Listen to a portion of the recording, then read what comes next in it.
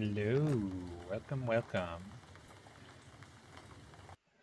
I apparently accidentally closed the window that I needed with the Pony Island achievements.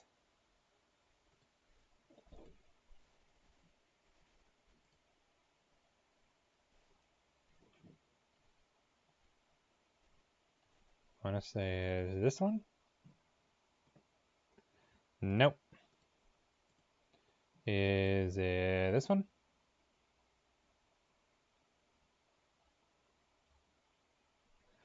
Nope.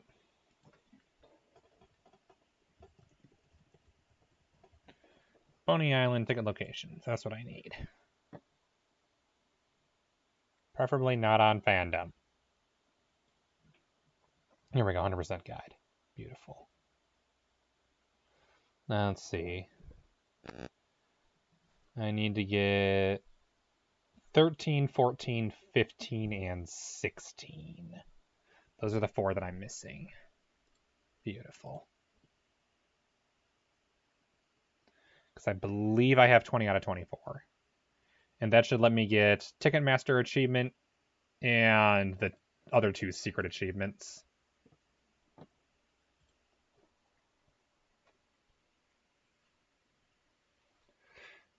Yep.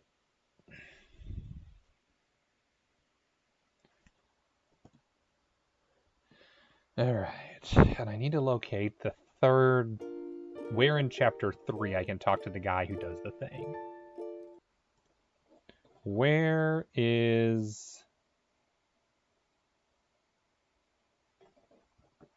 Oh crap, I forgot his name.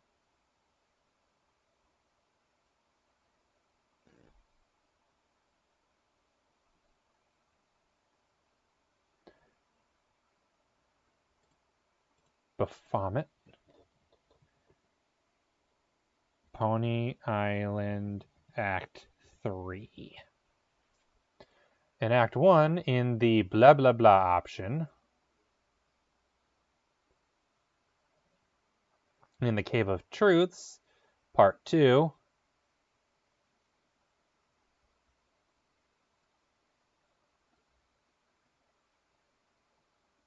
Act 3, during the 2nd level of the 2nd puzzle break, Theodore can send a butterfly to the far right of the screen where a flower with a black glitching effect awaits. Spontaneous flower sent very far. Okay.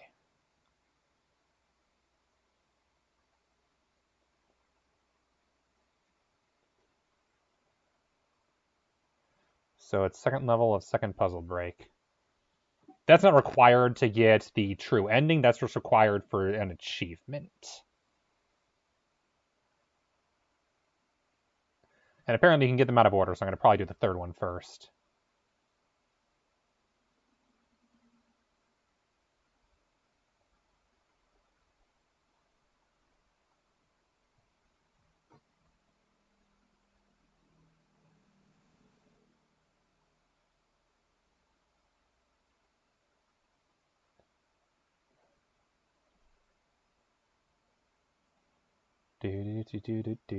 Okay. Extras, random achievements.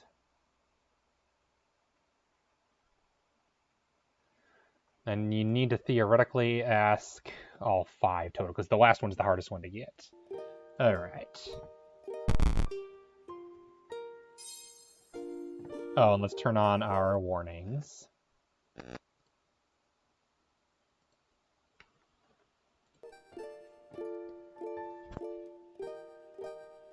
That apparently is no longer censored. That is annoying. Or centered.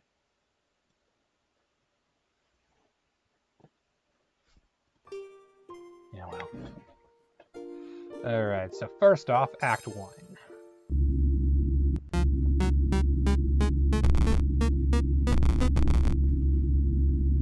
Welcome back, Pony Island. It's been so long since we've had to put up with you.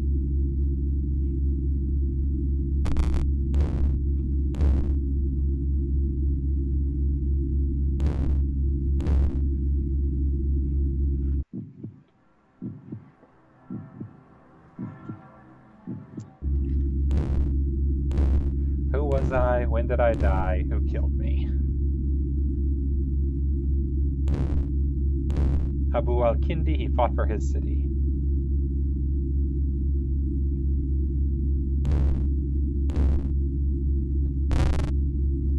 Alright.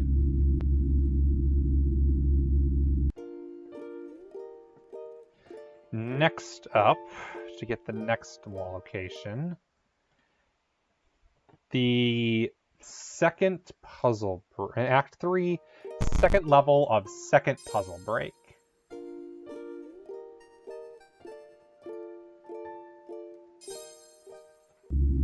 So we're going to need to go through a decent bit of this part. Hi, Louie. Can I skip your dialogue? No, I can't. I gotta deal with you. Fine.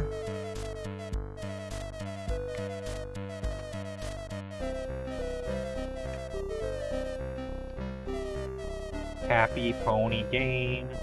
Nothing is wrong at all.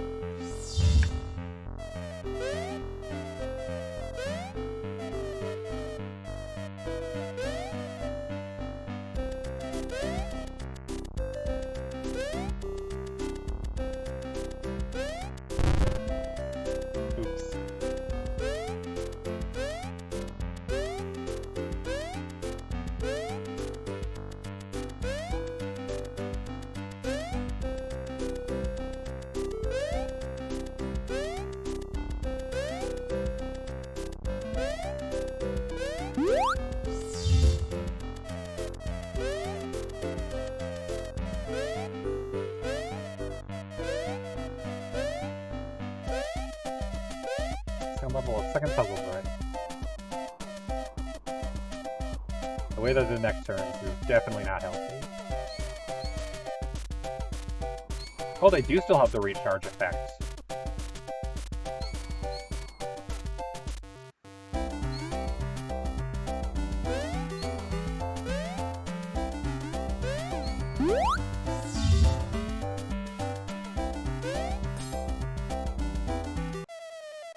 Getting a little ahead of ourselves, are we?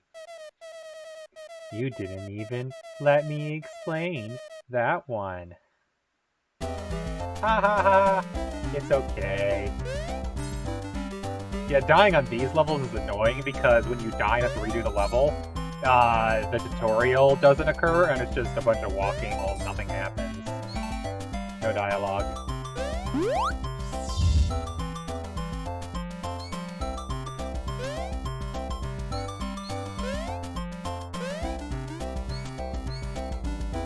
No inverted butterflies yet? I don't have it for a bit.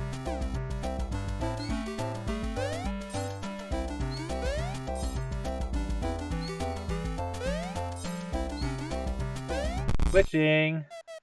Huh. You win!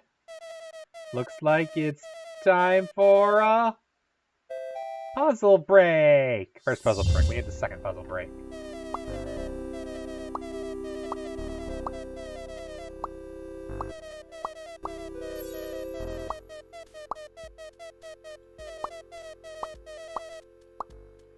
Dang it, I can never manage to beat the tutorial.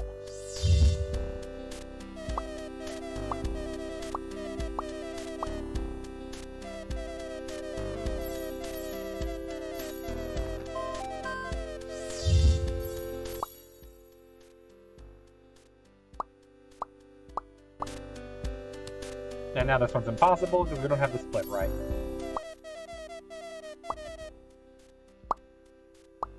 The clone tool.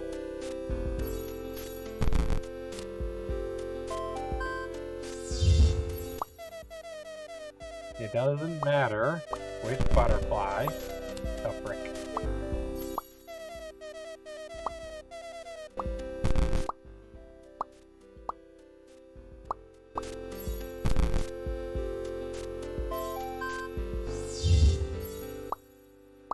This puzzle is obnoxious.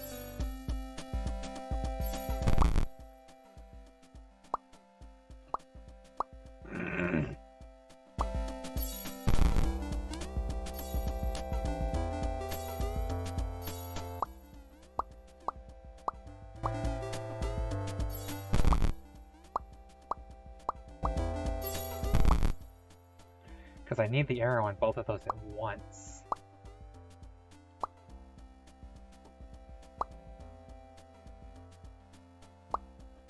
Or no, I think it actually was just this. That's all. Okay, never mind. Way easier than I remember. You're really smart.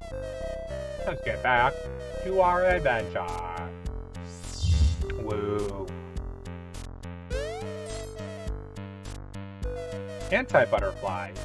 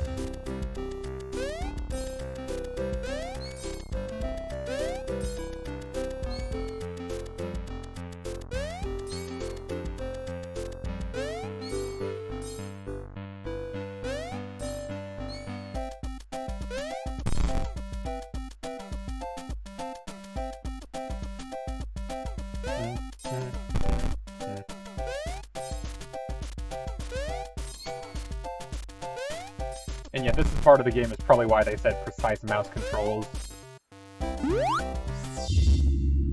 Unlock premium mode, press soul, or press 4 head to screen, do free soul. Or continue in filthy peasant mode. Let's see if we can do this again.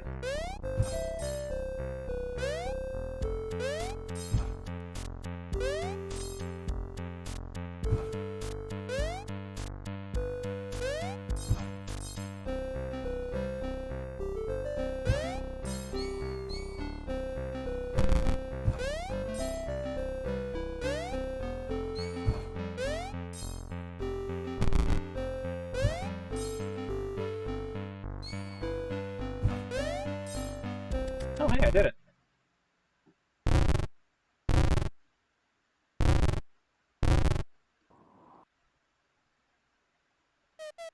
Dot, dot, dot. I think it's time for another puzzle break. Okay.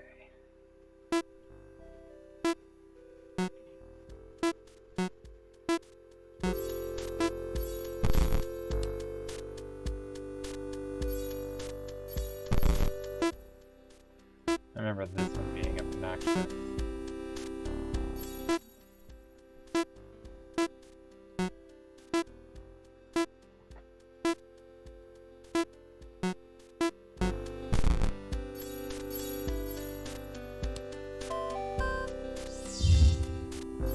Okay, that's how you gotta do it.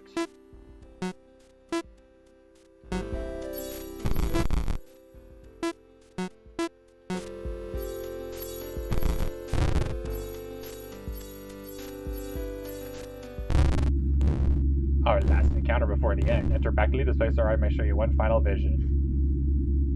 Vision. I misspelled it. Do not jest. Vision. Open your eyes. A Crusader Knight, probably. Who was I? When did I die? Where did I die?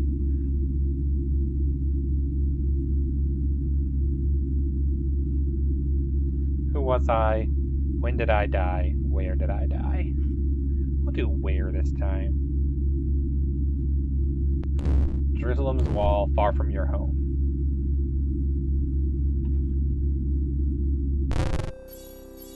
Alright. Main menu. Now I believe if I find him again in the Act 2, which unfortunately I'm going to have to go through the entirety of Act 2 again, there's no option to skip it. unfortunately missed this title screen, so I have to go all through this section entirely.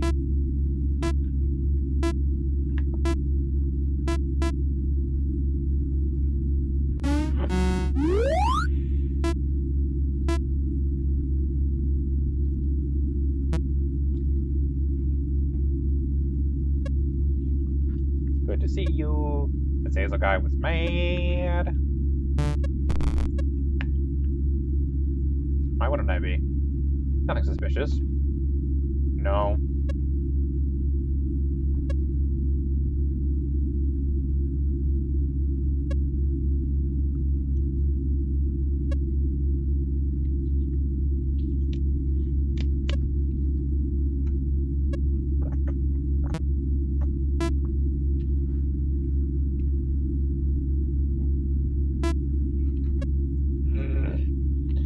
Yes, I did.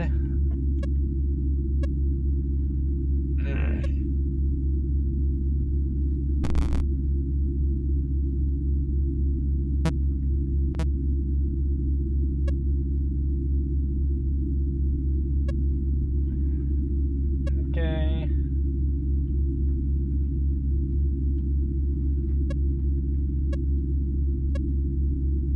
Pony Island.exe. Low security. Very high degradable, least to greatest.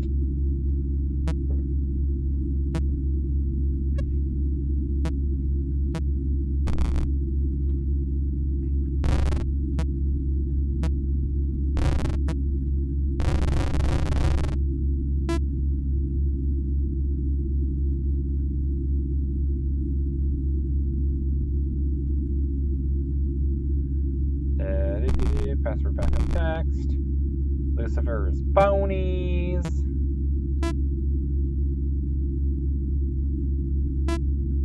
Welcome back.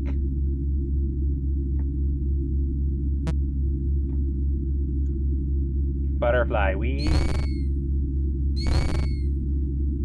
Settlers of Satan. Sorry, Satan. Alright. For this one, in the adventure mode menu, click the left Satan to do a portal.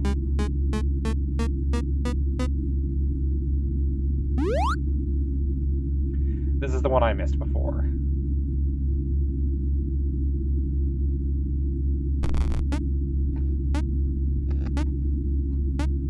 And if I win this, I get a ticket. Okay, what are we looking at here? Nothing too crazy.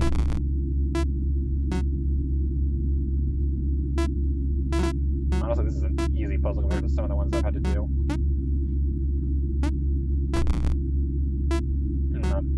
I forget that they used to be this easy.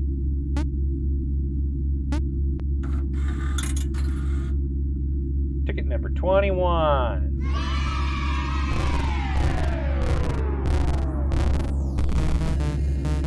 You have been busy. So have I. Made some changes.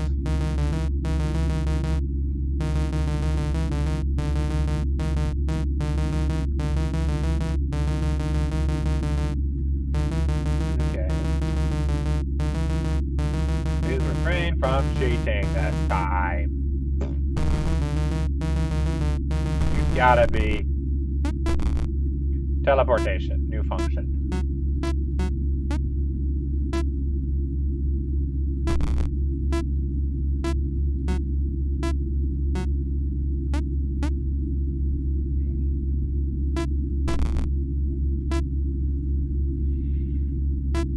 Suck it, Satan. This is new. There's a huge amount of corrupted data north of here. Our best chance at opening another portal lies there.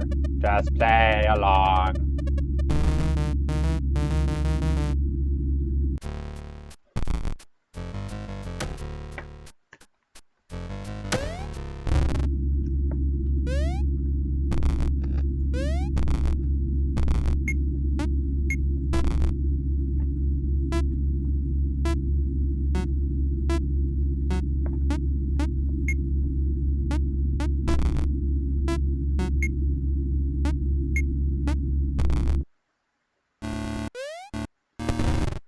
Oh right, I don't have wings yet.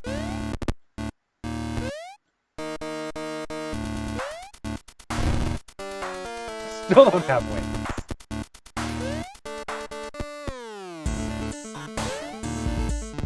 This is probably the best jam in the game, other than maybe the boss theme.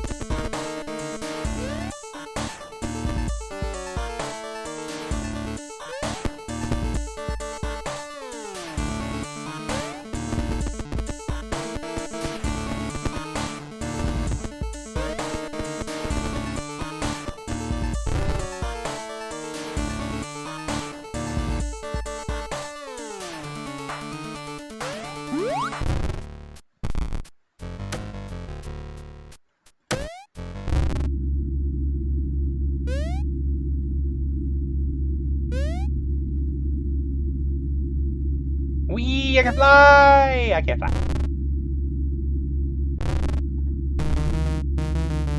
The ball is a little tricky. You don't say.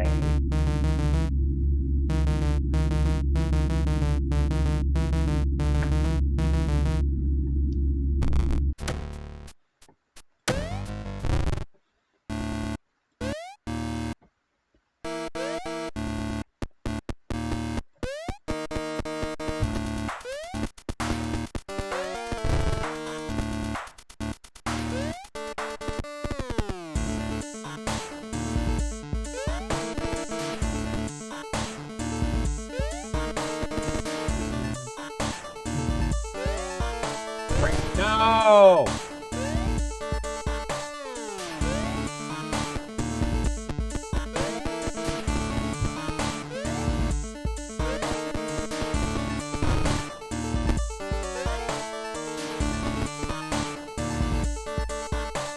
I'm pretty sure nothing killed me more than the hurdles have. Not counting puzzle mode, where I'm not sure death counts.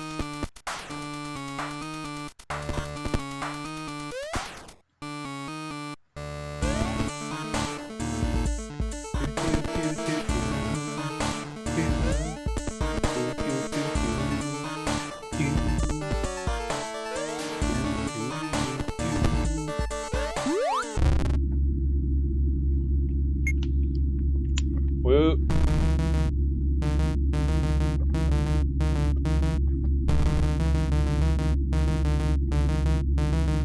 Got that wrong.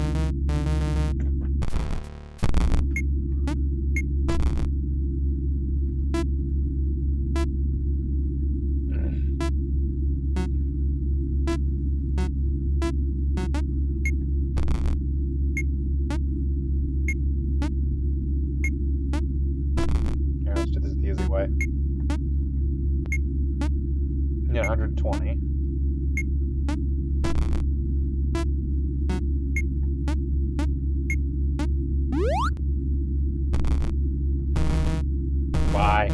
Why can't you play my game the way I intended? Where?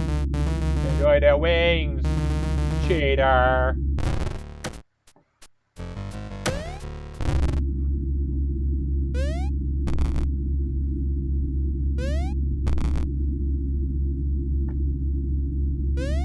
Whee! I can fly!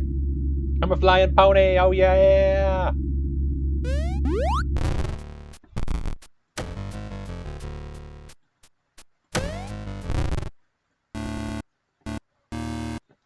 Do do do do do do.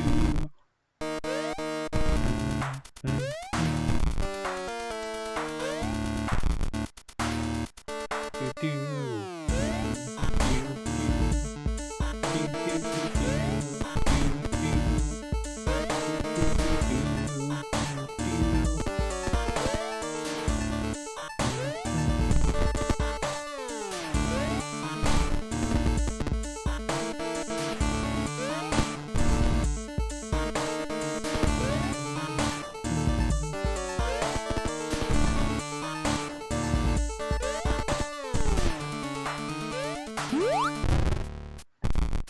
Alright.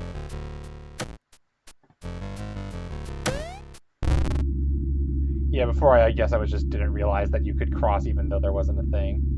You get a coin. To get the ticket in Ticket Lake, utilize, let's see, play a random stage dimension with left Ticket Lake to get a coin. Head to the beginning of the level.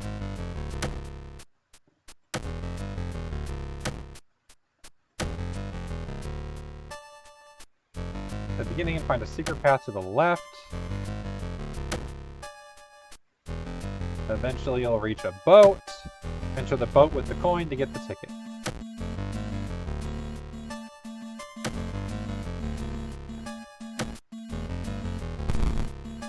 Boat.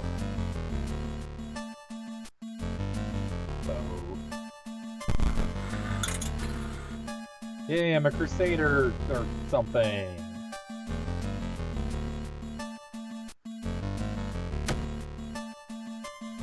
Achievement unlocked for the Crusade. Huh, who knew? I didn't know there was an achievement. I didn't know there was a thing for that. That's an obscure achievement.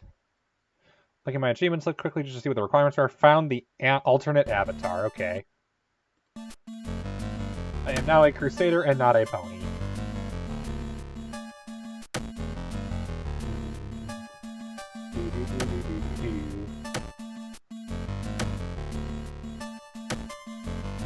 To get the ticket in Ticket Lake, utilize the strange way you can walk to stages to go out of bounds to collect the ticket.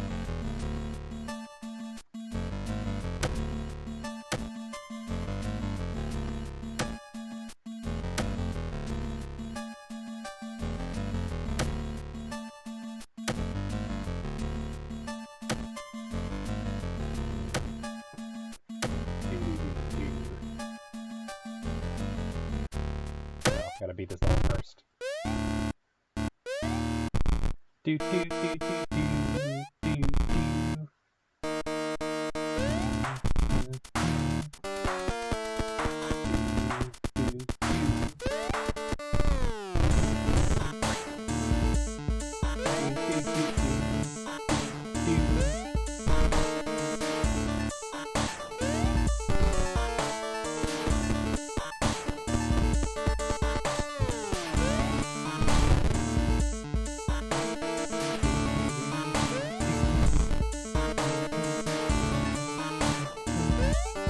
Flying home, yeah.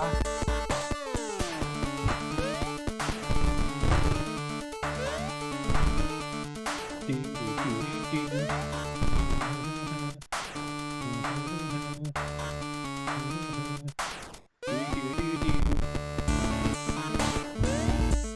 Oh yeah, music is very fun. I like it a lot. Welcome to Delayed Sunflower.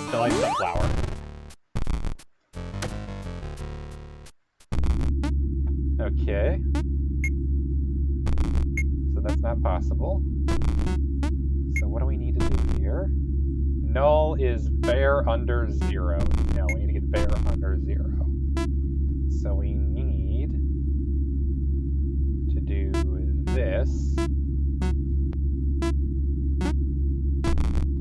And do that.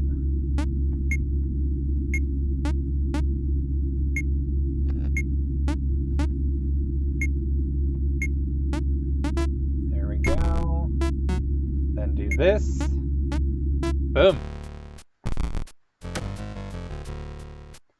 Blood Mist Pass.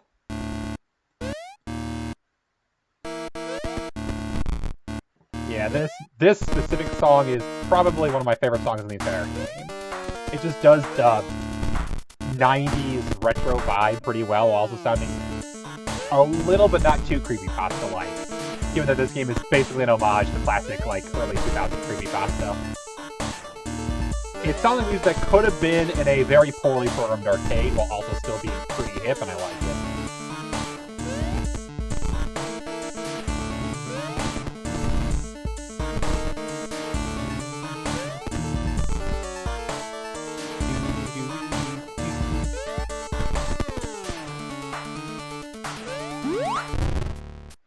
Alright.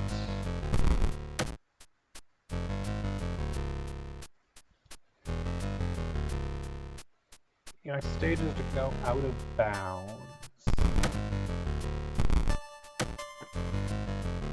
That Back there? No.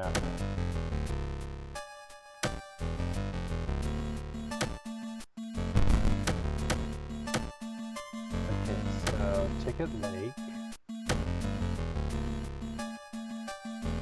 What do they mean by that?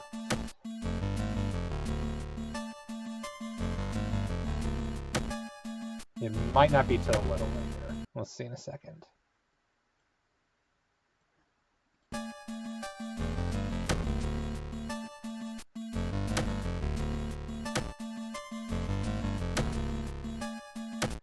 I do believe it loops around. It's been a...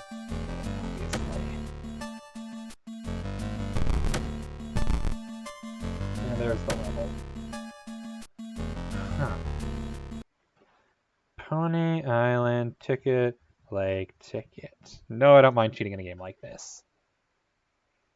Go to the stage at the top left of the lake, then click on the stage below the lake, and then quickly the square to the left. Oh, I see. Precise mouse controls indeed. Made by the guy that made Inscription, but it looks cool. Yep. As long as you don't mind the constant, like, satanic jokes. Because this game very much goes with that kind of stuff.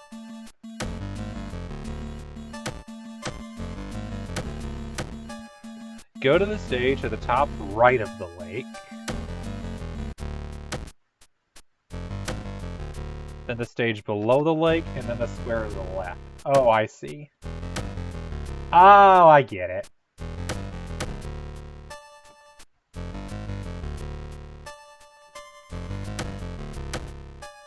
There we go.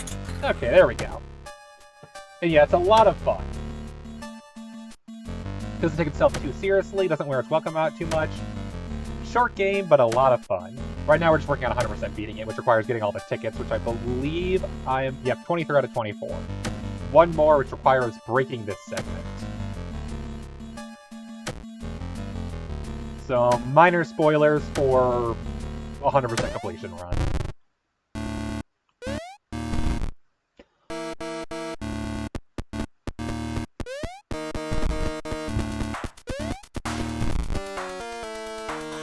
Hello, you guys tanking on the last few.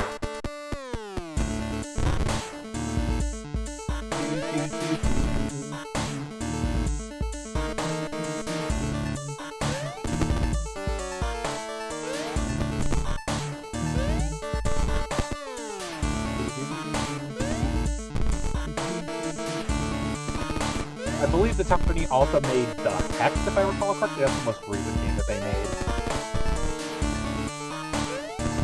I may own in the future, and we'll probably also see if it's anything as weird as this. Also, let me know if the music's too loud. I just realized it may be a little loud. Sin Desert.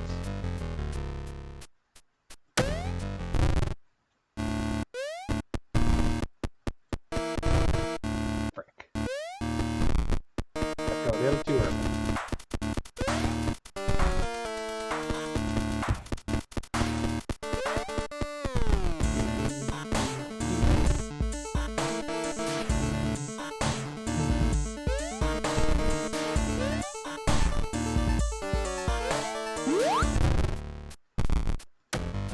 Cave of Truths.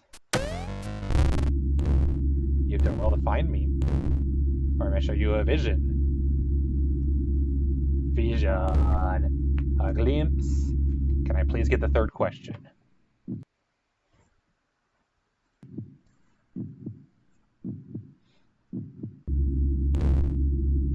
Who was I? When did I die? A little loud, but not too bad, okay? Yes! Final question. How did I get here? Achievement unlocked, the full truth. Your soul is damned. All damned souls come here before moving on.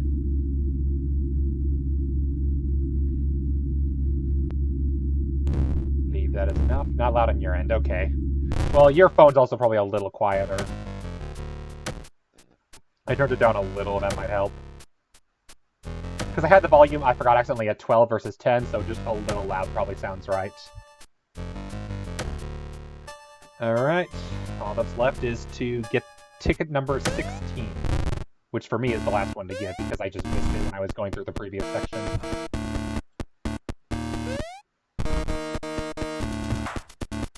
Because originally I just grabbed whatever tickets I could find, which I got through the game with about 8 out of 24, and then I went back and tried to go get the last of them, so I've been going through the entire thing trying to find the tickets.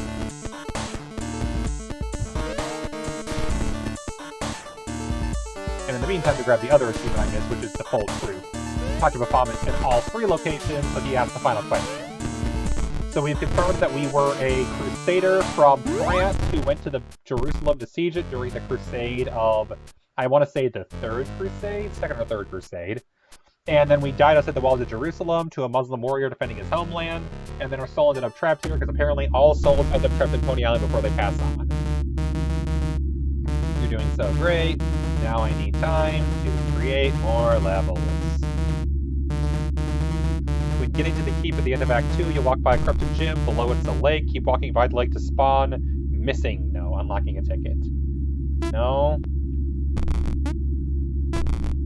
I would not like to quit the game. I need the Y position to be -3 and the X to be 3.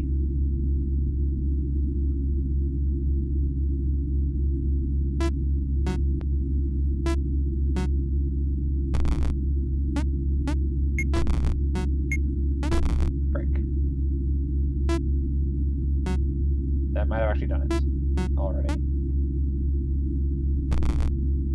Oh, whoops, no, I see what it is. I need X to be less than 0.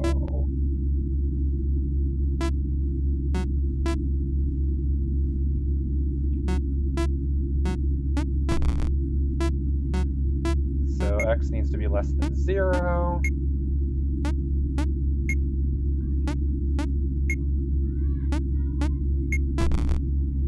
There we go.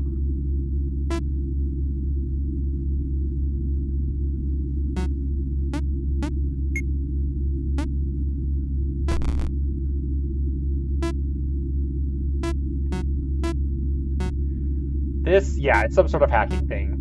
The main gimmick of Pony Island is it's a busted arcade machine that isn't working properly, and sometimes glitches occur, and it's your job to basically reprogram the game through logic such as go, if you, instead of this command, do this command, go here, go there, travel to this, etc. Position button, bottom to top, multiple loops required, around here, X position around 1, etc., and then set position. So the goal is to get the key to the end.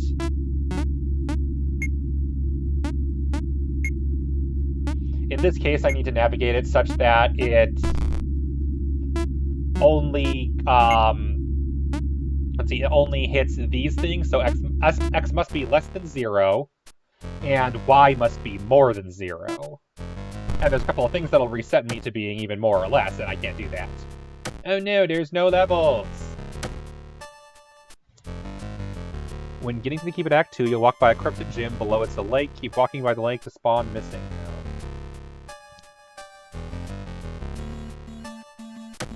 Where's the corrupted gym?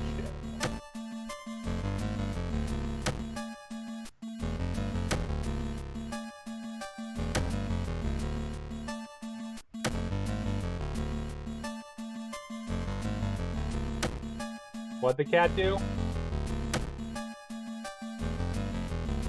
Oh.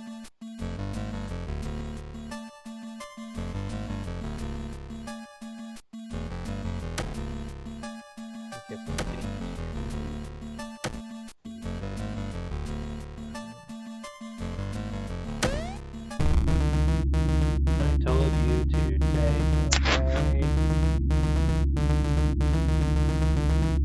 Keep walking by the way to spawn. Heard about it. Load up some more levels. I may have... Oh no, don't tell me.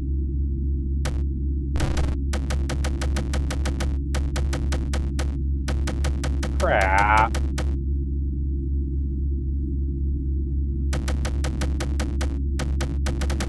Hopefully I didn't break it and have to redo this entire section. That would suck. Which is the last ticket.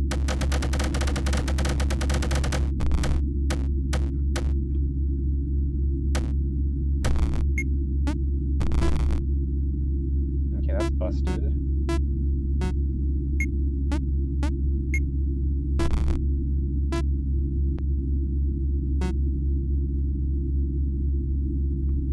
There's data over 99, so I need to loop this back over there.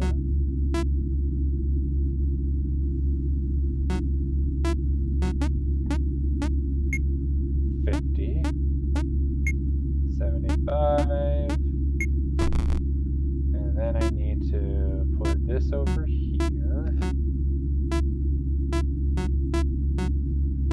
Oops, no, that stays there, and this goes here. There we go.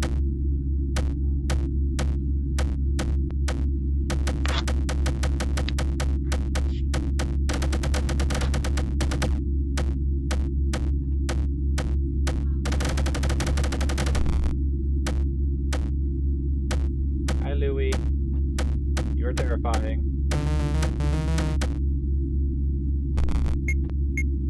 Oh, crap, this puzzle. Now that it's a bad puzzle, this is going to take forever. I need to get C data. To get to C data, I need to get to B data. And to get to B data, I need to get to A data.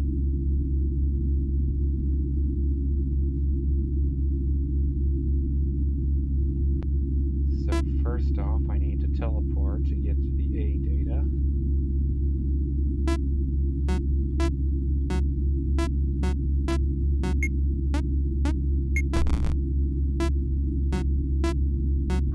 This will let me get the A over 99, or over 100.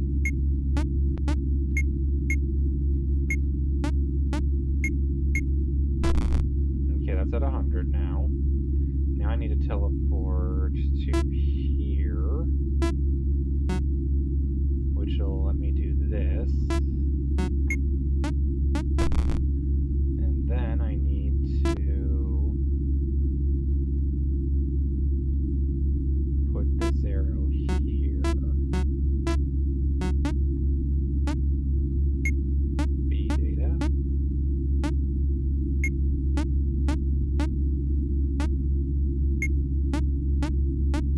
And then this can go here.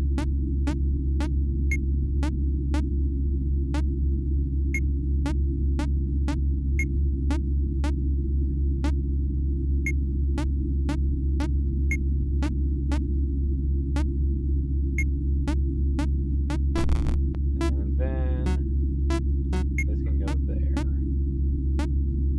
Thus allowing to teleport over here, finally go here without restoring or anything. Welcome, it's not ready.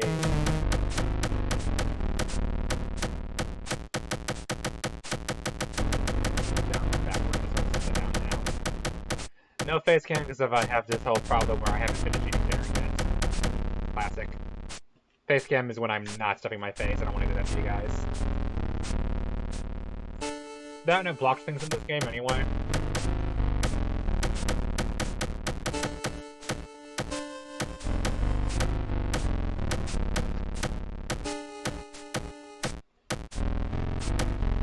When heading to the gym, the end of Act 2, you'll walk by a corrupted gym.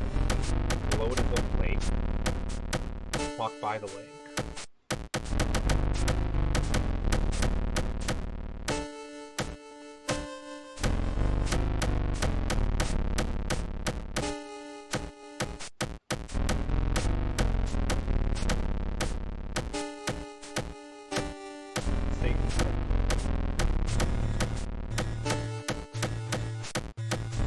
It's a boat.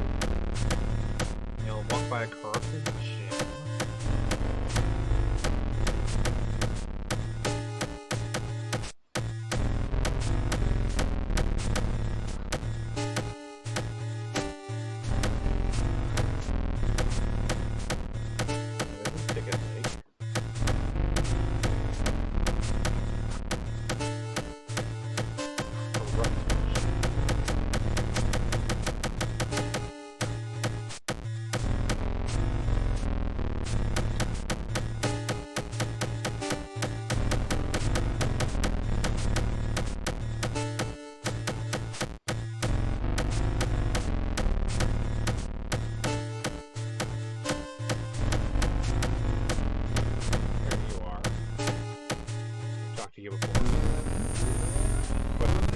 sound, that's possible, yeah.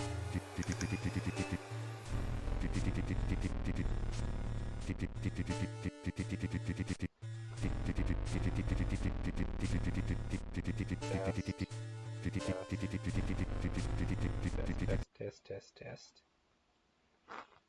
Because yeah, I can't really turn voice mic up, but I can turn the game volume down a bit.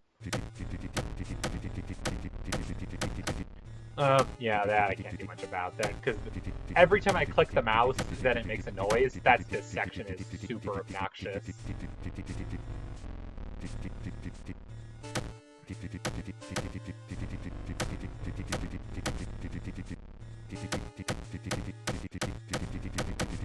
is by far the most obnoxious section when it comes to sound effects in this game, because every time I click it makes a funny noise.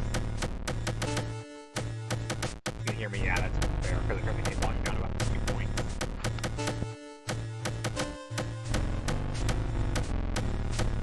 Now where's the damn corrupted gym?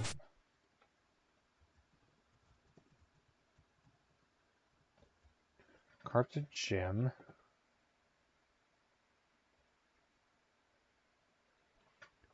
Adventure mode last ticket.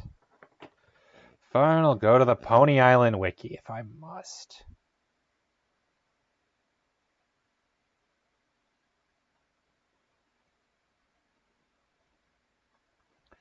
Trying to generate new content, wait until Louis appears next to the text generating new mascot, head immediately to the right until you reach Glitch City. That's not what the thing said. When he's trying to generate new content, I have to go through adventure mode all over again. That's annoying. It said on the way to the act there's a corrupted gym. That didn't mean anything to me. Apparently I have to do it while adventure mode remade is still being generated. AKA, I'm past that section already, it's too late.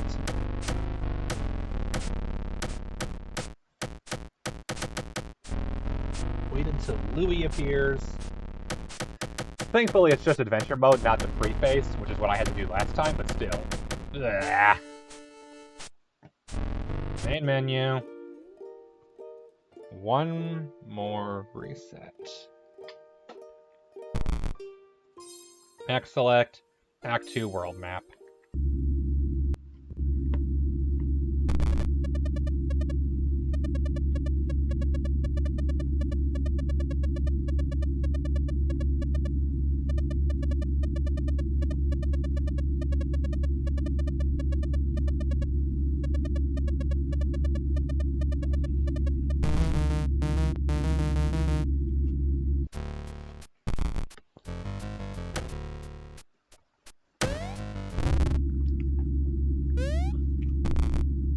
I mean, a lot of the tickets are obscure. I'm not mad about this ticket because there's a lot of them that are obscure. A lot of them are just hard to find. It's usually poke around everywhere. My problem is the guide getting it wrong. Because the guide was just needlessly obscure.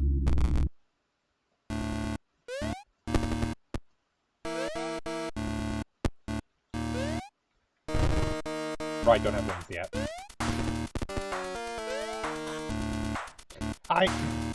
I need every single ticket. This is the last one that I need to get in order to unlock the true ending.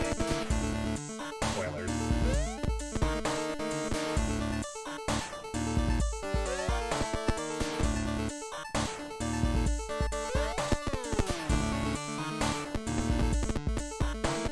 I need to rebeat the entirety of Adventure Mode now, because the instructions were unclear on the guide.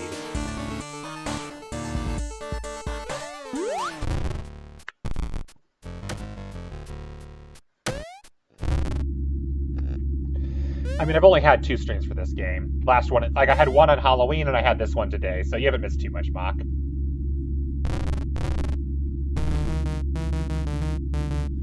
Yep. Yeah, the first stream I did was about 3 hours long, and now there's this one, which is not much more. So, almost done because it's just not a very long game. Like, I actually beat it the first time. This is just the 100% completion run. Yeah, pretty much the same one. The Steam guide was, yeah, not great.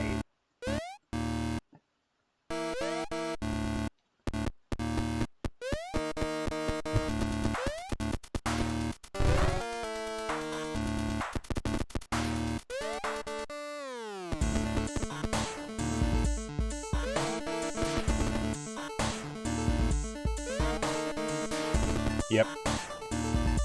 It's basically a game about funny tech, plays. Oh, come on! You die in one hit, which can be a little annoying sometimes. The game's short enough that it's not too much of a problem, but every now and then I screw up and I'm like, I should have screwed up like that. Mostly because I don't have the wings and I keep thinking I have the wings. Excuse me, because you have the wings for almost half the game. Yeah, you're firing a laser out of your belly, see? Laser ponies. Laser! Laser all the things. Laser, laser, pony, laser all the frick!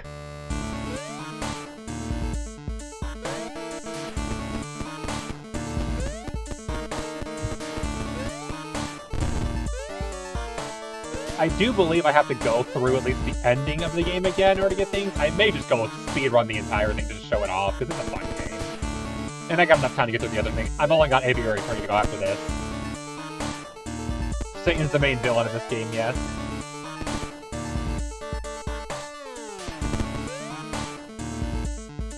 Spoilers.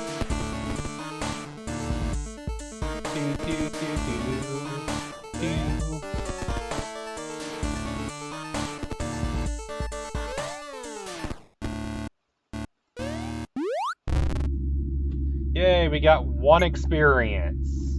Here's Satan. Grats! 99 more experience to go. Shouldn't take you long at this rate. Just play the level 99 more times, or we hack the game and give ourselves more experience.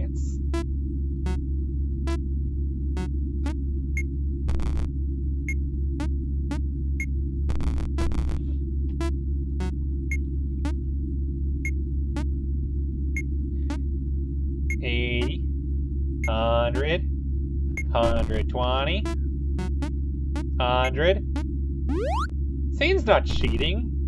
Satan's playing the game legit. He's hacking, and all we're doing is reprogramming. Why can't you play the game the way I intended? Enjoy the wings, cheater. And now, we are a pony laser with pony wings. Wee laser and wings. Now, Satan is basically the epitome of the "why can't you play the game the way I intended?" Game developer who gets mad when people break the game. And I can get it in certain games, especially multiplayer, where you kind of want the game to stay balanced. But there are some people who get legitimately annoyed when someone, like, say, speedruns the game or something, and they're like, "How dare you speedrun my game? I didn't intend for you to do that, and how dare you break it?" I don't enjoy speedruns as much myself, personally, typically, unless the game's short enough. But I will never get mad at someone for speedrunning a game. They're enjoying it a way that they enjoy it, and I would not be upset with them. Yeah, technically we're a unicorn, not a pony, but tell Satan that. Good luck.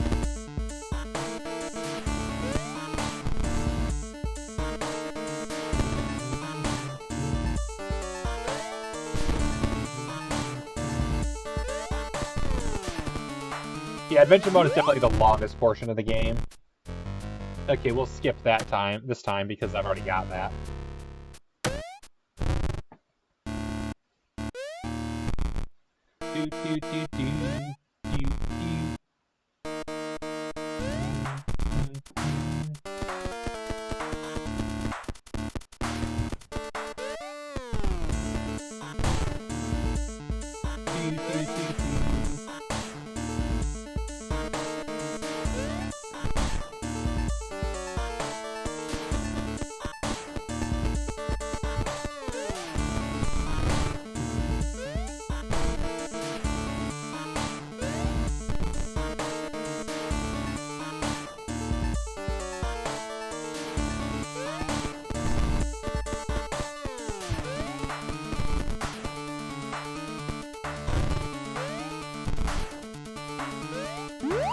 I don't have to, but I might show it off just because it's funny. Okay, I gotta get var to be over 0. Or under 0. I already screwed up, but I can fix it. Alright. Yes, I will go to it. I might just show up a bit at the beginning and the end of the game again, just for mock's sake, so that you can see exactly what's going on here. And how weird this whole game is. It's not that long of a game. I'll just do like a highlights run.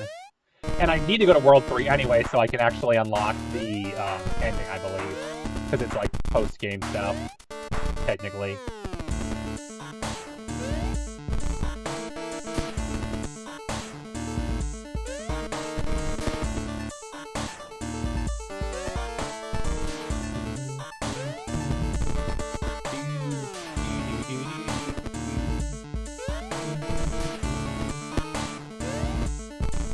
Yeah, mostly just to know how to do adventure mode a second time. I will not be going through this a third time just to show off things. I will just skip this part and go on to the next one.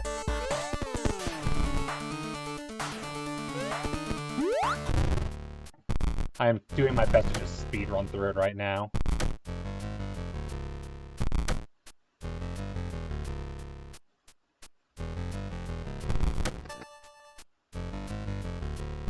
Yep, autocorrect will do that. Autocorrect be like that.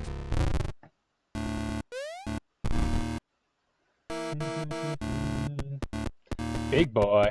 More health than before. And bigger lasers. But he still dies.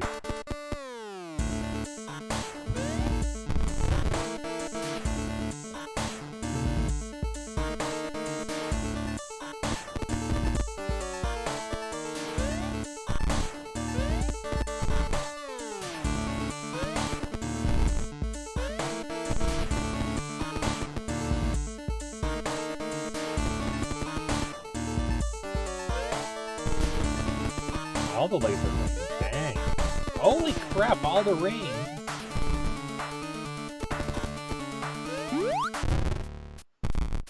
Yep, here's the way to the secret cave. I'll show off the secret cave quickly.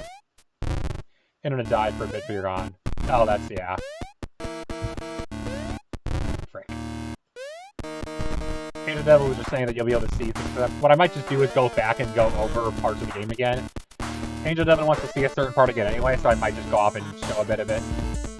And you can see the rest of the game that you missed. Yep. Technically not added, just said your name and it highlights it. Unless it actually is adding it, just isn't showing my end. Possible. Cave of Truths. You have done well to find me, mortal. Enter back to leave this place or I'll show you a vision. Vision! A glimpse. Lore.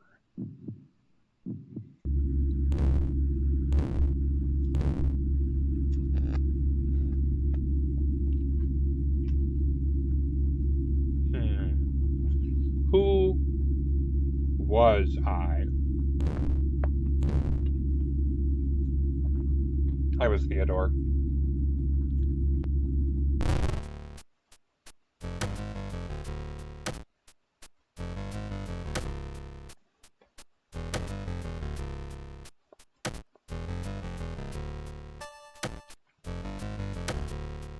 If you return there, you can not ask a second question. You have to do multiple playthroughs to ask more questions. Fortunately, there's two other ways to ask questions, one of which is way easier than the rest. Long story short, who was I tells us that we were a man named Theodore. Where was I? We were in Jerusalem. When was I? We were doing the Third Crusade. Who killed me was Abu Abdal defending his homeland. And why am I here? Because all souls end up at Coney Island eventually. So the lore of this place was we were a 13th century crusader who died in the siege of Jerusalem. Yep. Sin Desert. Keeps approach.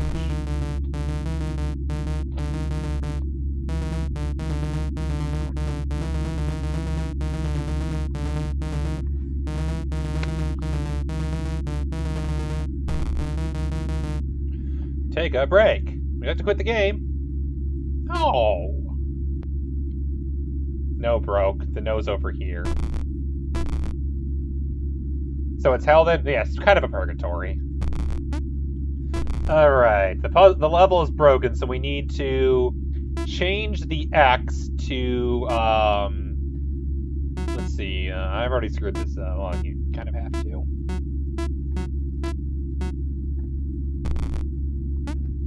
Move that over here. X is now -1. X is 1. X is 0. X is now -1. Basically the plot of Lost. Yeah, pretty much.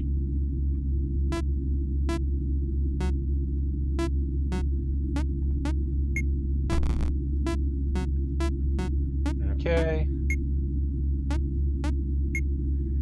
Y is now +1.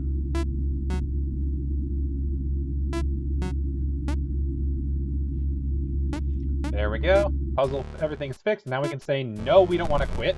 We will continue in your level. I don't care if you haven't finished it yet. You're still trapped in a game at least for the last 700 years. Level doesn't exist yet. Told you to take a break. I need more time here. Okay, well, let's run around content. Wait until Louis appears next to text, generating new mascot. Head immediately to the right until you reach Glitch City and explore it until you find Missing No. For some reason, Missing No is in this game. And now we can just explore the adventure mode endlessly. Create more ponies. More friendly content. What is a friend? Too dark right now, needs to be friendlier. Pony Island! Yeah, Pony Island! Okay, fix puzzle.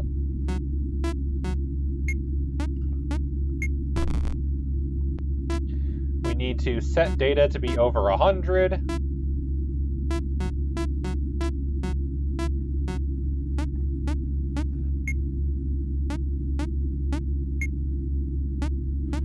One advantage this has over Lost, though, way shorter.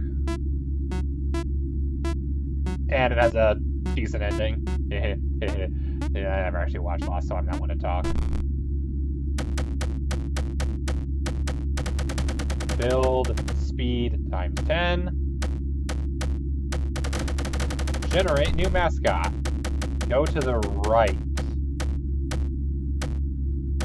Jim. Jim.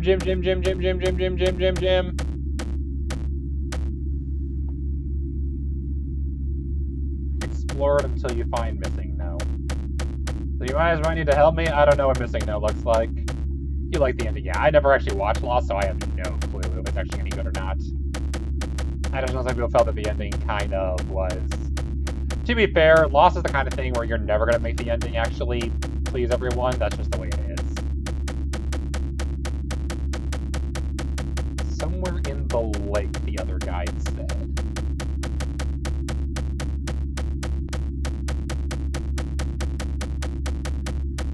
With how long Lost was and how much build-up was, they were never going to please everyone with that ending. That's just not possible.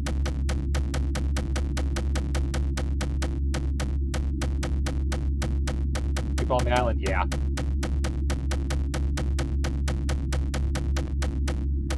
The heck is he? I definitely don't have this one. This one I definitely do not have. Head immediately to the right until you reach Glitch City and explore it until you find Missing No.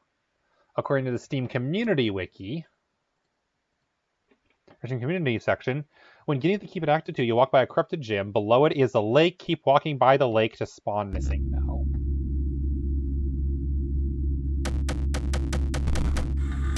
There we go.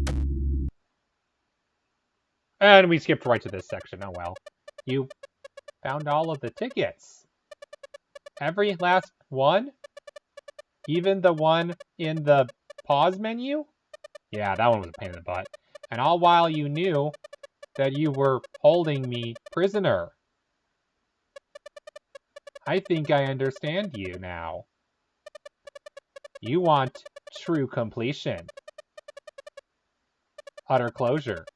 The ultimate ending. I think I can provide that. Ticketmaster and listed. Hopeless Soul. Use the A and D keys to move laterally. That's right. Hit me.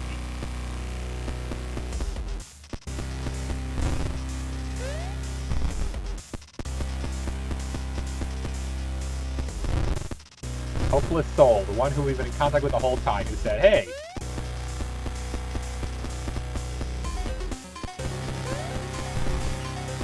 this is the guy who's been helping us the entire game, and now he's like, oh, you wanted an ending? I can give you an ending. I'll kill you. Because that was the whole thing, is at the end of the game, Hopeless Soul was like, you need to quit this game and delete it, because the only way I'll really be free is if Pony Island is destroyed, and the only way to do that is to delete it off my hard drive. And instead, I went for 100% completion, which apparently pissed him off. Because he wanted it over, he wanted his suffering to end, and I kept playing. And now he's mad at me for still playing.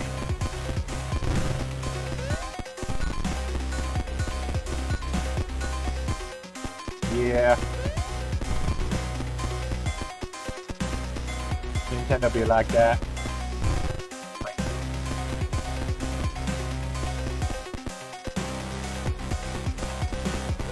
Yeah, Nintendo has not taken kind of people who try to make Pokemon stuff. They have not appreciated it.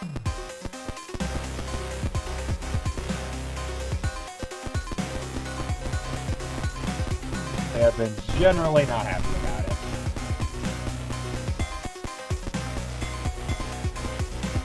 it. It looks like certain points on the boss health meter are checkpoints.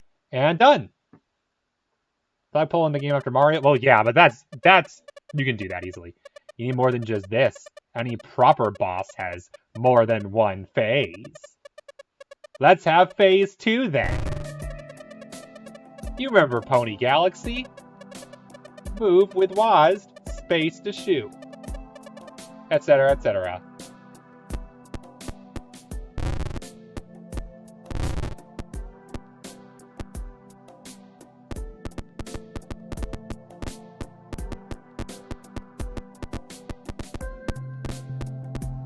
Interesting final boss music, and yeah, super meta game, obviously. Including the whole thing of like, oh, you really wanted to find an ending? Well, fine, I'll give you an ending. I'll murder you. There's your true happy ending. For not quitting the game when you were supposed to. So literally the opposite of Undertale, where he doesn't want you to leave. This game is like, no, you have to leave. Otherwise, I can't be free. And because I refused, he tries to murder me. Good game, good game.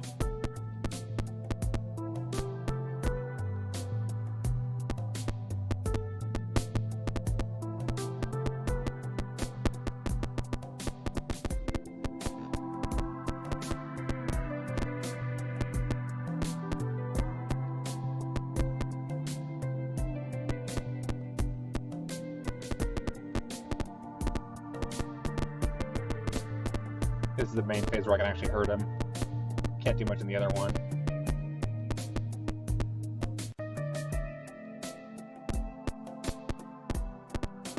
I guess I can if I put enough effort into it.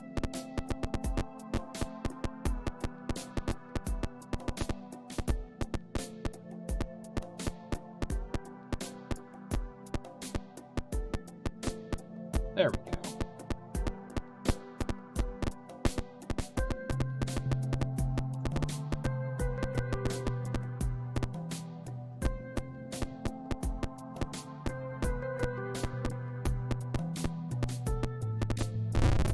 Frick.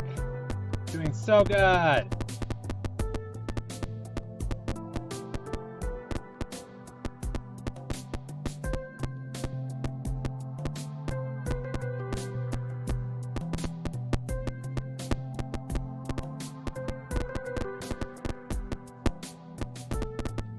I wish saw interesting bonus boss music. Which is probably intentional, to be fair. Well, this isn't Satan. This is Hopeless Soul, the one who helped me escape from Satan. Who's mad that I didn't quit the game. Well, I'll show you the Satan boss later. Start a final boss. Oh no. Frick. Hang on a second, my hair is in my face.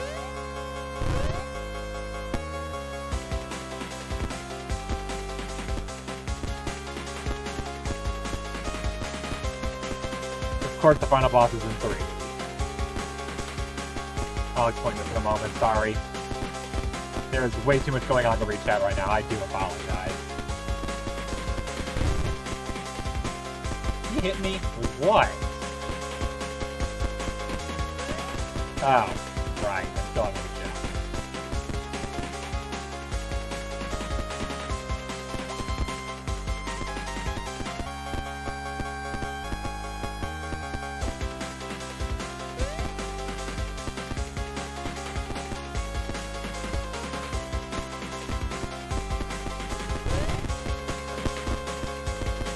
Thankfully, let you hold on the spacebar for this, so that's nicer at least. Yeah, this is a something.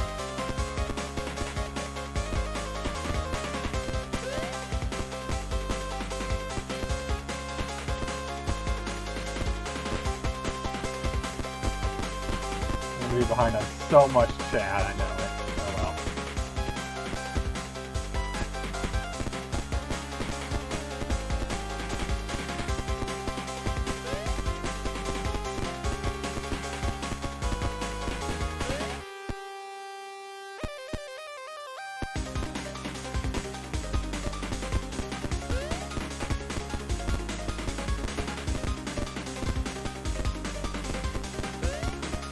Half dead.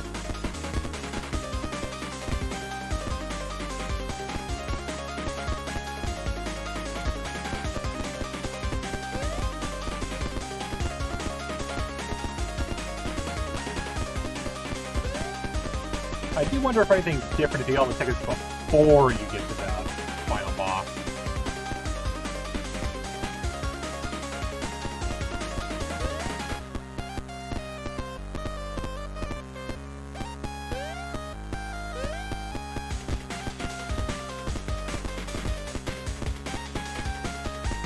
But I do love how this is basically just them making fun of people like me who feel like, oh, I could totally 100% beat these. And also making fun of just boss fights in general. Because it's super basic, but that's kind of the joke.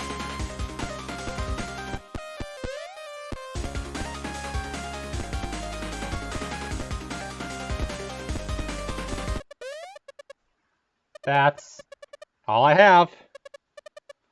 The game is over. I won't even shut it down this time. That's up to you. If you think something crazy is about to happen, well, it just isn't.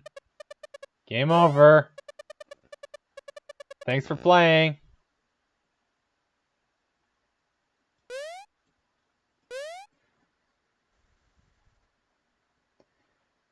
Trippy boss fight, flashing lights warning was a good idea, yeah.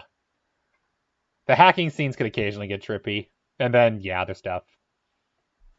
Horror, because the game deals with this whole satanic thing pretty frequently, I figured that bit, but yeah, flashing lights especially. This game does a lot of that, unfortunately.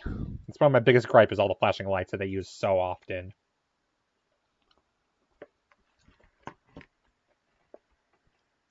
I can't even quit. He said escape. I can't. I can't escape.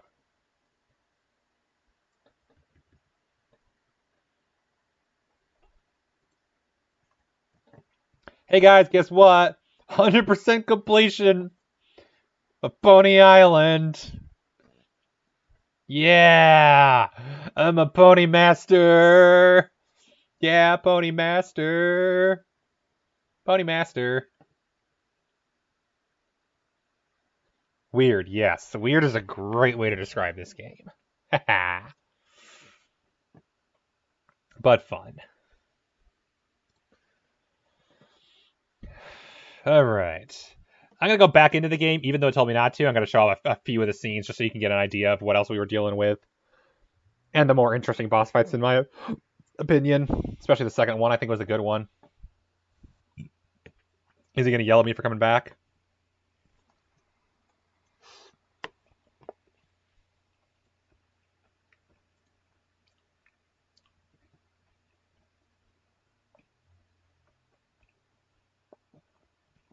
I'll show some of the weirdness that you guys missed.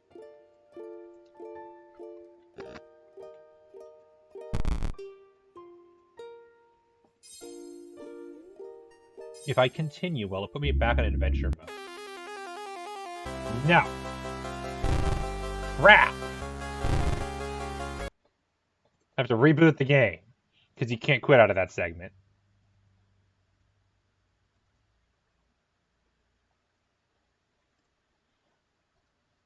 But yes, indeed. Clocking it off now. Here, let's do this live. Pony Island. 20 out of 20 achievements. Done.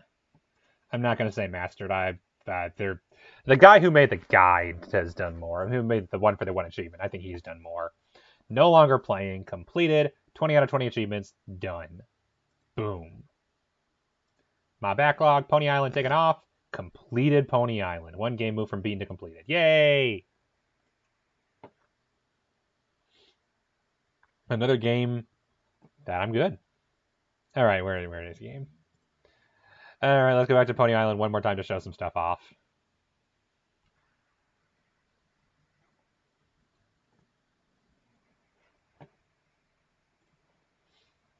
And also I can close a lot of my guides that I have open. All right, anyway.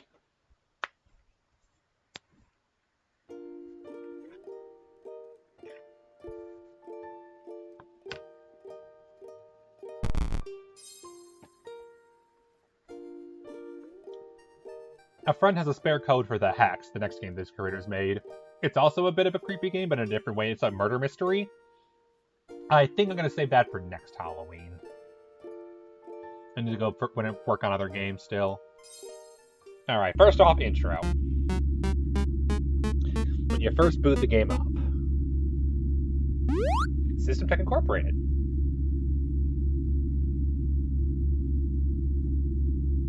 Pony Island.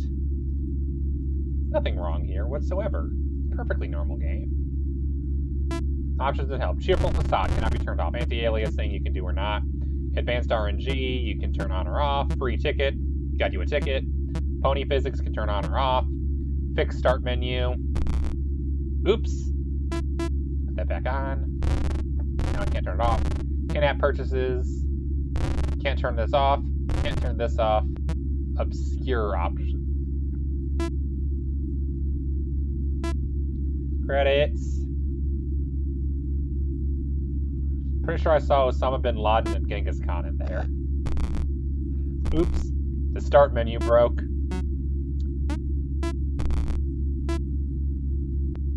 Inscription. Oh, I've heard about Inscription, yeah. Loading. Oops, the game broke while loading.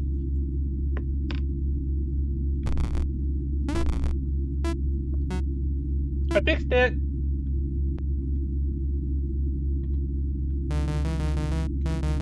You again. Okay. From the top. You just had to fix it. Didn't you? Yeah, that's Satan who's mad because I'm back. It was going to work. I tested it 1,000 times. It's almost time to play. Welcome to Pony Island. It's a video game. Listen to that terrible creepypasta music. I love it.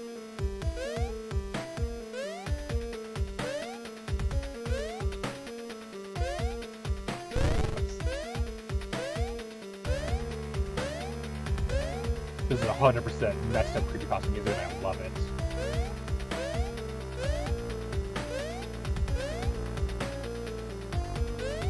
Yay!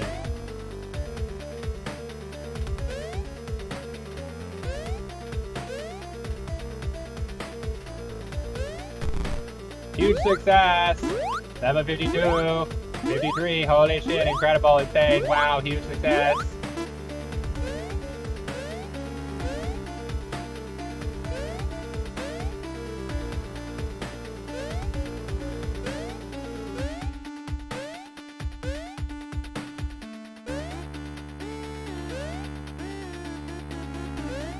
I may need to grab this soundtrack. It's like a buck on Steam.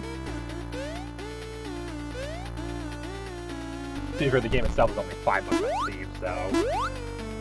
Impossible! Still! Huge success! Dude, stop. What? Incredible! Wow! 360 no-scope! Now! And over here there's a glitch that gets a ticket. Experience with Pony Island, insert your soul to continue. Or we can, not insert our soul and have a better time. Crash game! Oops, Pony Island has stopped working. Checking for solution to problem. Skip. And, yeah, here we go. Yeah, that's better. Messenger! What was that? Hello? Hello? Can you see this now? Hello? Please respond. Hello? Yep. Yo there. Hello? Not what's expected, but hello? Who are you? Baron a third time. Hello, Baron a third time. Again. Wow, that is a mouthful. Baron a third time. I love how it references that I've done this before, and that it references that I won't frickin' leave. You want to help me, Baron, a third time? Will you help me? No way, dude. What was that? This is Satan. Lucifer. Hello again. Yo, man, what's up?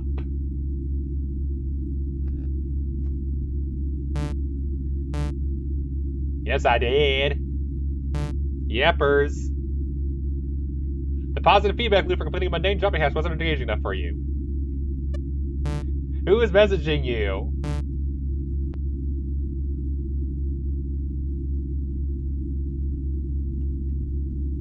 The devil or something, I do know, man. Yep.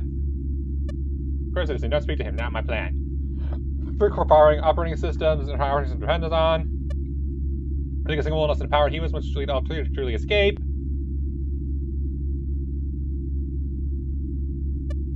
You understand me? Hell no. Seriously? Who are you talking to? Your mama? So arrogant. I've been making changes to Pony Island. I asked you not to talk to him. You can see what you're thinking this time. Enough of that. Hey, wait! You are mine now. Say yes, master. Yes, master. It forces you to type that no matter what. You have no choice. It'll override your keyword commands. And now it's overriding my mouse to go into Pony Island. Welcome back to Pony Island.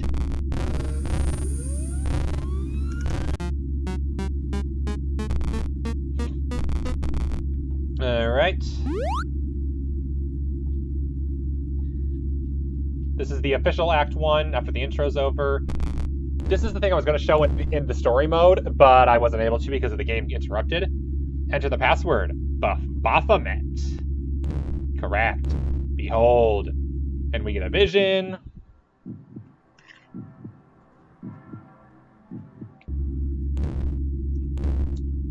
Who was I? When did I die? Who killed me?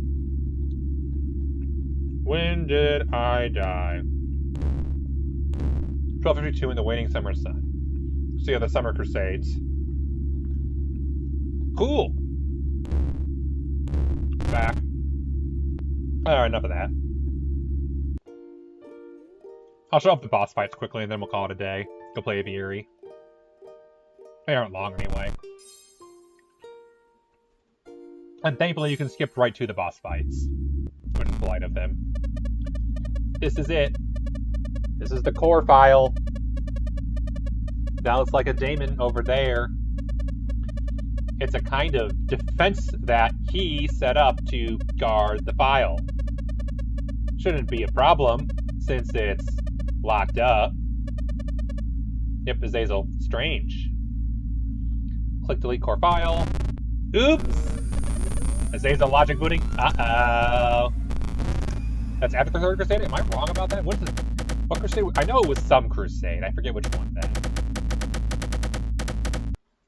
Which Crusade was in 1252? Whoops, I did the wrong number.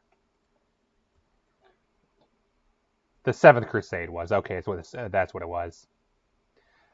7th Crusade was a crusade to Egypt led by Louis IX of France. Louis' Christian army was defeated by the Ayyubids led by Fakir ad-Din ibn Shaykh and their armies. The Bayura Mamluks led by Faris ad-Din Akhti Babars. That. Fakhr al-Din was killed in the war, and Louis was captured. Approximately 800,000 Byzants were paid for his ransom. So yeah, 7th Crusade. I always mix the Crusades up. This core file. Did you believe this would be easy? Remember the hacking segments? Get ready for them to get a little trickier. He swaps them around. So what you gotta do is take this one out, and put this one in. Now it restarts. Oopsies, I did that over there. You take this out. And hey, look, we solved it. The third earlier. That's fair. Yeah. Different ones have different highlights. First Crusade, Fourth Crusade especially. But, yeah. Now, here's the real game.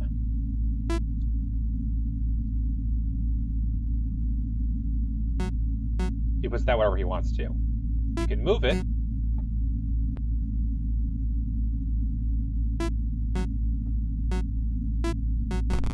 And now it's locked in place. You have luck on your side. Yeah, a bunch of death, pretty much. I am the greater mind. There's one appears in a white piece, so nothing happened, but people died. So, yeah. This one I remember having a lot of problems with.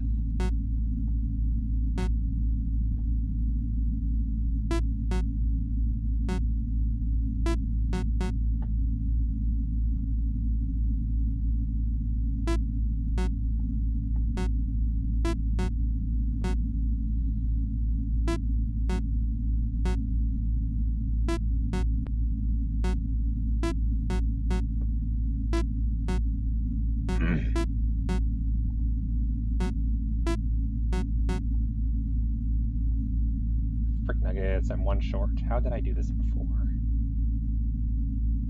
Oh, right. Almost. History is great. No, I think Angel Devlin's talking about people messing up history. What are you doing? I will not fail my master. Yeah, she just means people being bad in history.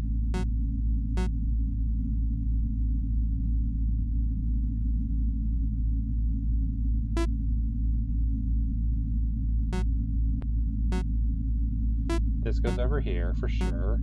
This goes here. This here. This here. This here. This here. This here. This here. This here. This here. And locked. Okay, it's done.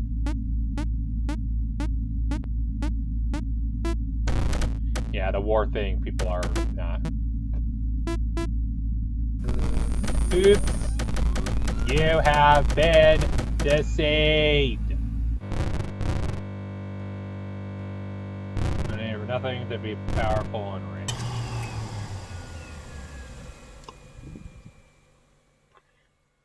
Well, we deleted core file of the game. Cool. Boss fight 2.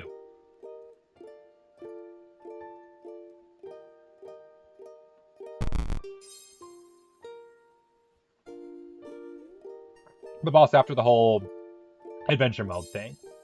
We get inside, Satan's mad at us, activating Beelzebub. This was expected.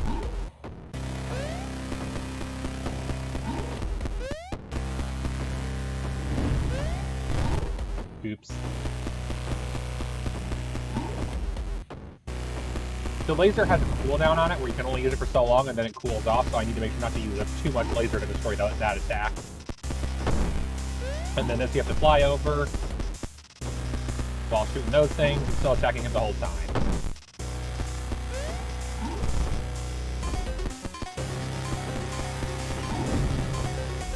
And he'll also occasionally punch and usually on the ground, so that'll also hurt you there too.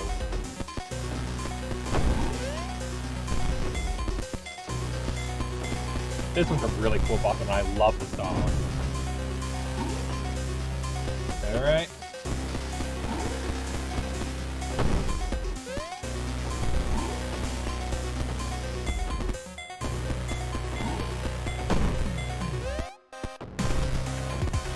I'm attacking for a bit just to hear the music, because this music is awesome.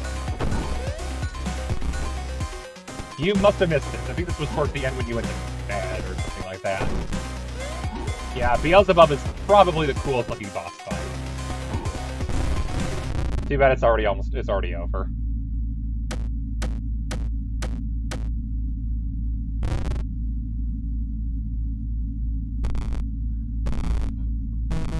No!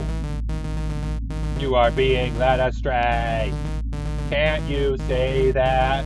Destroying these files will prevent you from playing Pony Island.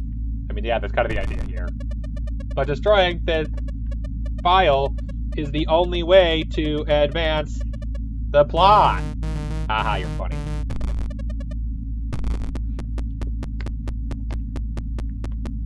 Lasers!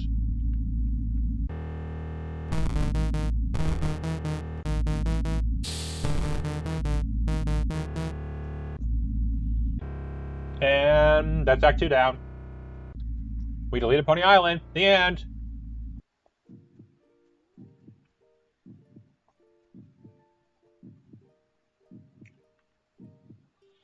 And we wake up in the arcade machine. In the arcade, I mean.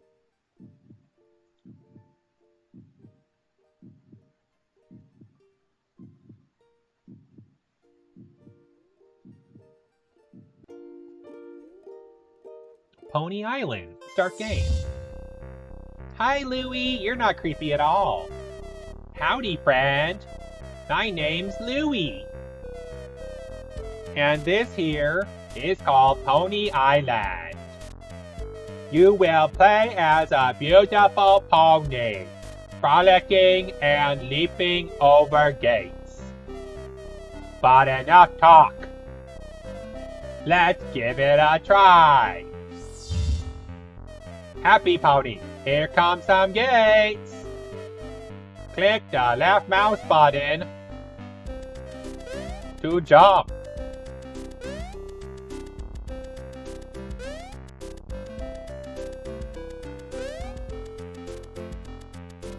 Yay! Hold down the right mouse button to blow a gust of air. You'll need it to blow away butterflies to stop them from tickling you.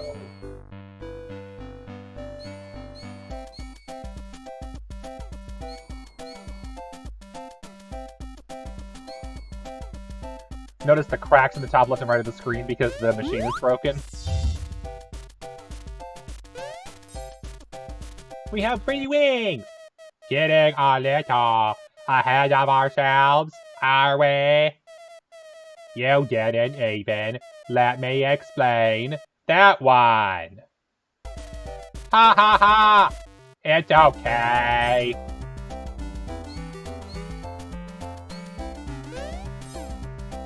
Nothing is wrong in Pony Island. It is a happy game about ponies frolicking in the grass and blowing away butterflies so they can't get tickled.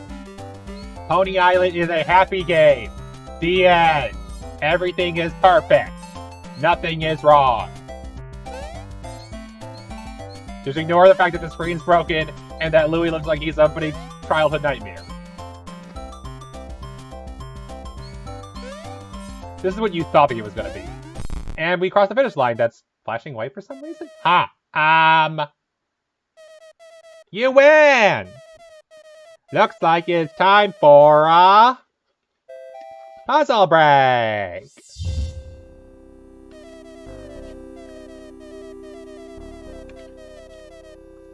We got ourselves a puzzle.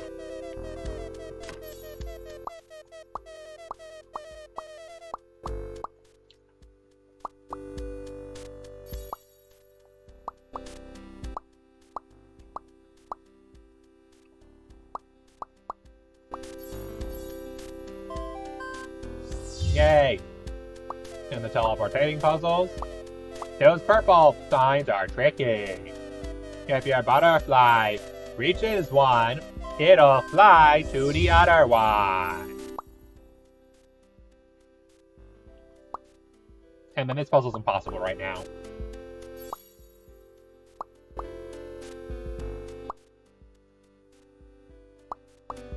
Oh, I gotta trick it. Oh, whoops.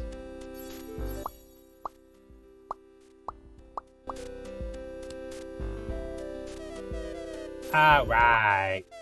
You might need this, you think. The split arrow, a new puzzle piece that lets us split into two pieces to solve puzzles. It doesn't matter which butterfly goes to the home. Just get someone home.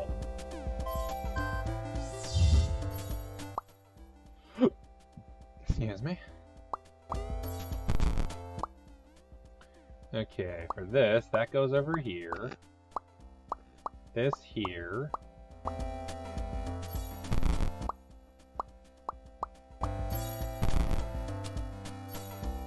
Oopsies.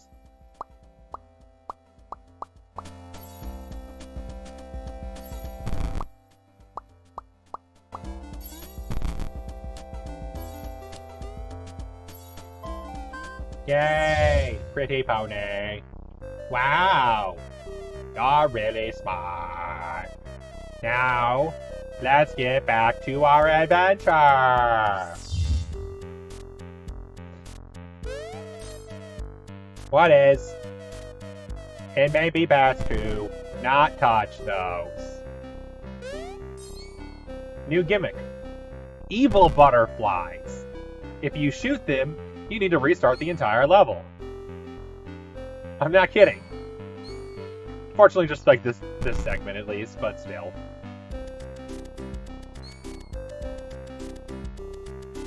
Oops. Game crash. Restart.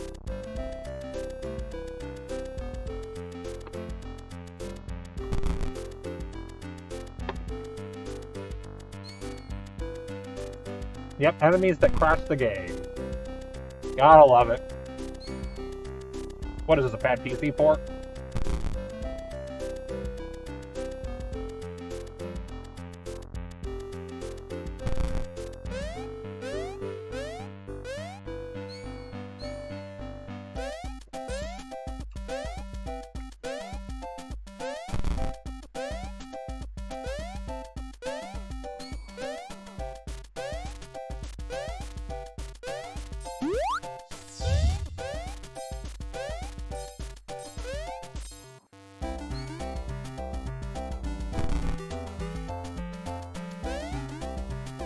Just ignore all the things in the background flashing that shouldn't be flashing, like trees and stuff.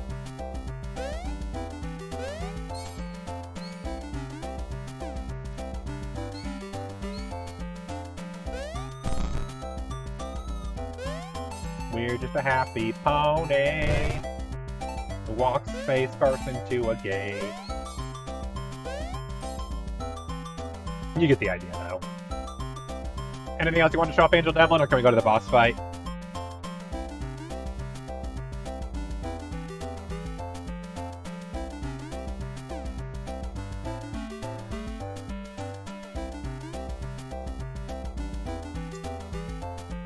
The main point of interest is at the end of the game, we kill Lily by accident. Oh, okay, fine. I'll show that. Get the creepypasta going. Because this wasn't already creepy enough.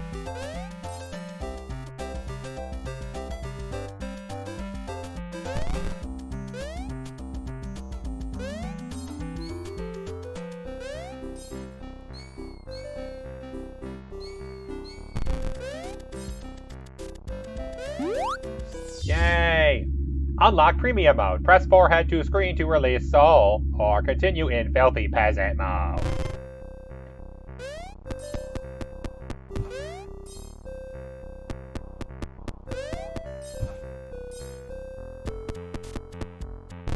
You killed Jesus. Tree upside down. Now you can beat the level without killing him, actually. It's possible.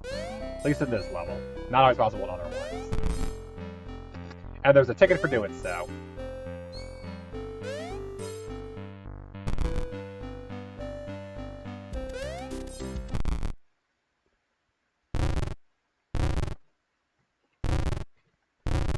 And then you go through another puzzle section, you go through a few more levels, and then Evil Eye shows up. Everything glitches more, and eventually you shoot Louis by accident when the game glitches out again. That's all.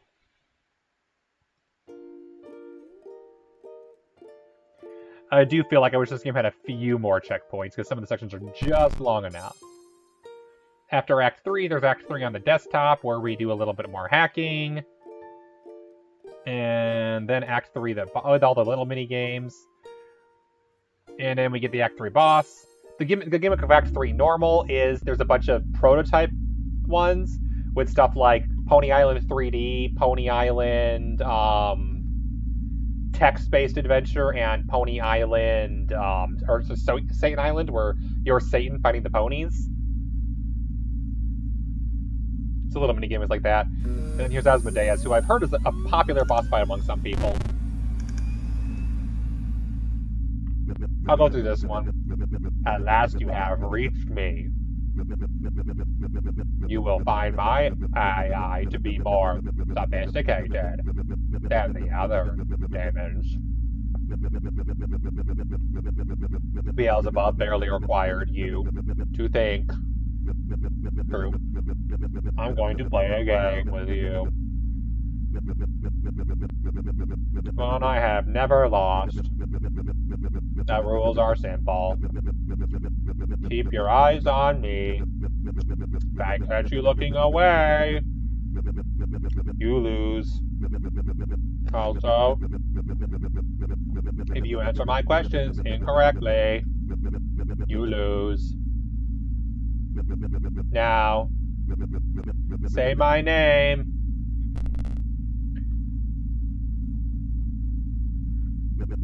Pure? Where did you hear that name? That old fool. Good. Now, say something disgusting. No wrong answers for this one. Say something vile. Mouses.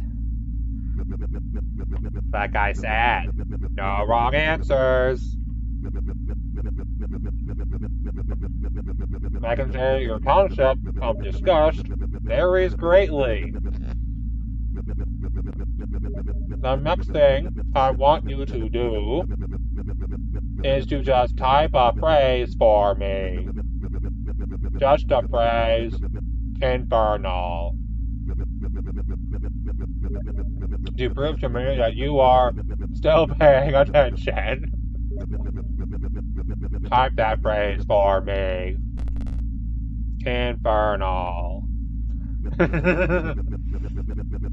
You may have underestimated you. Yeah, funny little Steam messages popping up as Snap tries to message me. But I insist. Apologize to your friend. What you said was not very nice. Okay. I'll allow it this once. No? Ha ha ha. Your typing speed of 24 words per minute indicated you were a moron. But perhaps you are not. Now here is an easy one. Which horse-like animal appears most commonly in this game? Which animal? Pony. Correct. A pony.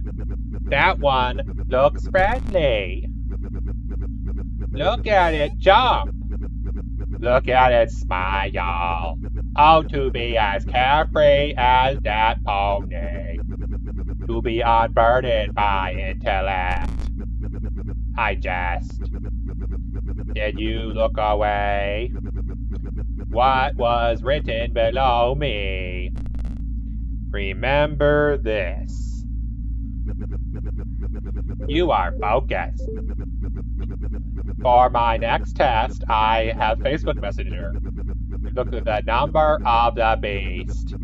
Type 666. 777.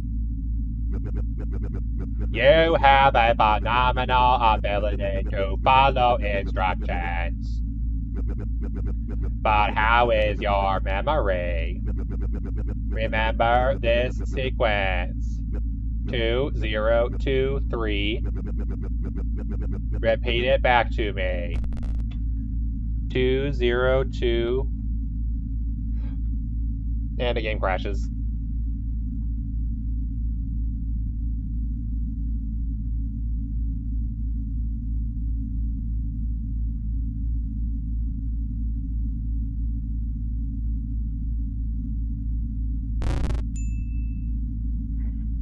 Three. You are adequate. I will allow you to destroy this core file. My AI has far exceeded its original purpose. After nothing but pondering for centuries, death will be a great adventure. Farewell. And that's it. Are you sure you want to run delete core file? Warning, core files required to run the operating system. Deleting may cause your machine to become inoperable. And that's everything. Game over. Restart in recovery mode. Core file is missing, multiple, blah, blah, blah. Game over.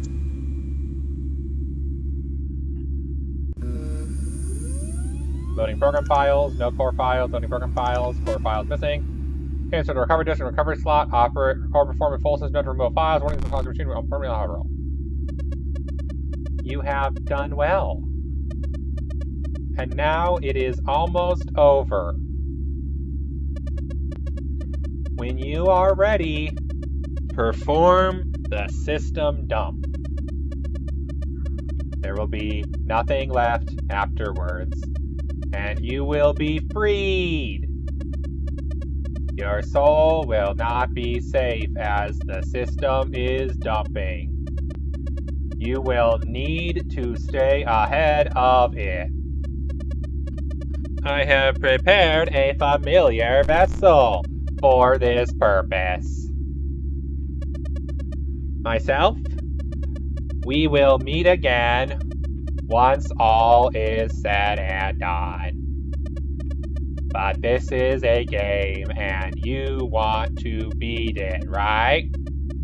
So go and claim your victory. Initiate system dump. Prepare for the true finale. Souls that have been trapped, imprisoned, and embarrassed, tormented and mocked, maddened with frustration. Now is the time to rise. Your savior is here. Run with the speed of 1,000 ponies and be free. Pony Island, full system dump. Destroy the corrupted system files before they murder me. Yep, so the game is the final boss challenge thing, whatever, is destroy the corrupt system files and stuff before they kill you.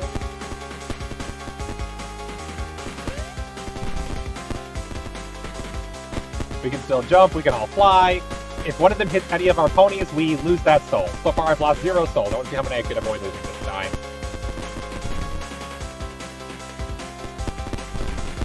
Music file. Game over screen. We lost a soul apparently, I wasn't paying attention, didn't notice.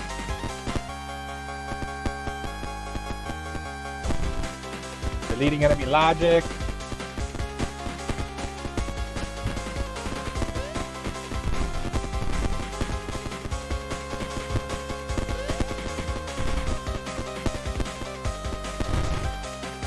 There we go.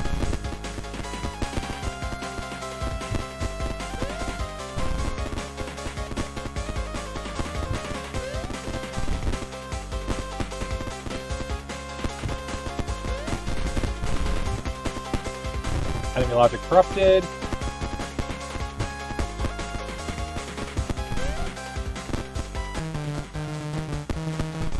You don't want to give me your souls? Well, technically speaking, corrupted other thing.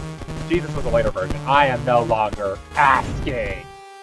The true final boss fight. Dodge Satan. I have not figured out how to dodge the damn laser. The laser has cost me more souls than any other attack.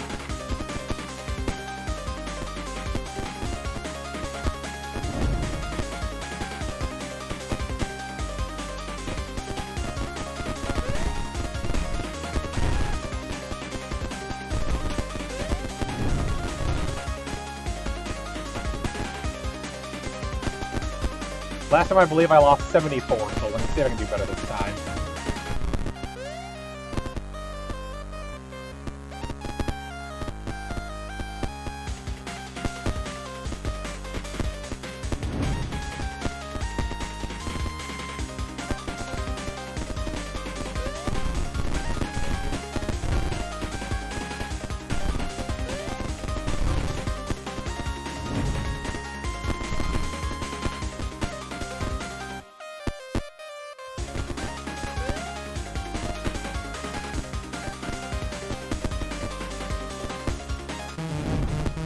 Oh, I almost forgot.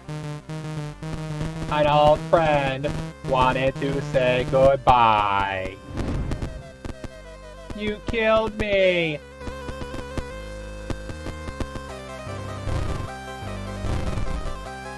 Every time I shoot a butterfly, he kills the soul.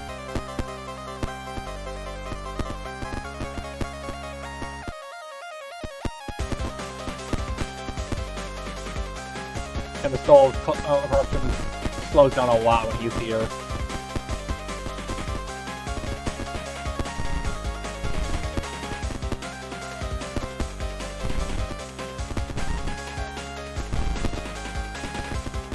Louis is mad because we killed him.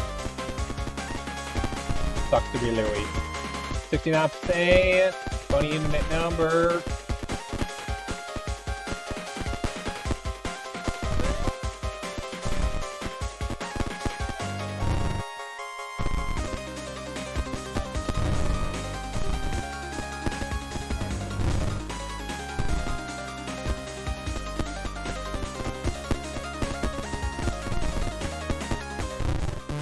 Louis said, alas, you truly deserve this. For killing the funny mascot.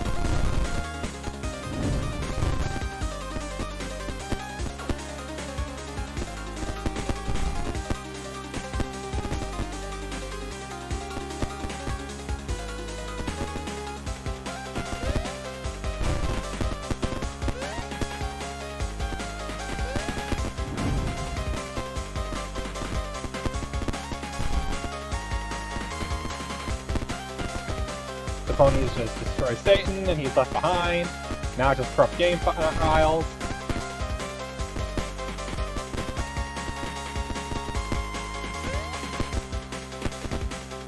so I did literally as well as I did last time. 74 versus 75, that's basically equivalent. No new record. 96, 97, 98, 99. 100% system dump complete. All the souls escaped. Pony Island is 100% perma deleted. System inoperable. Never again will Satan trap souls in Pony Island.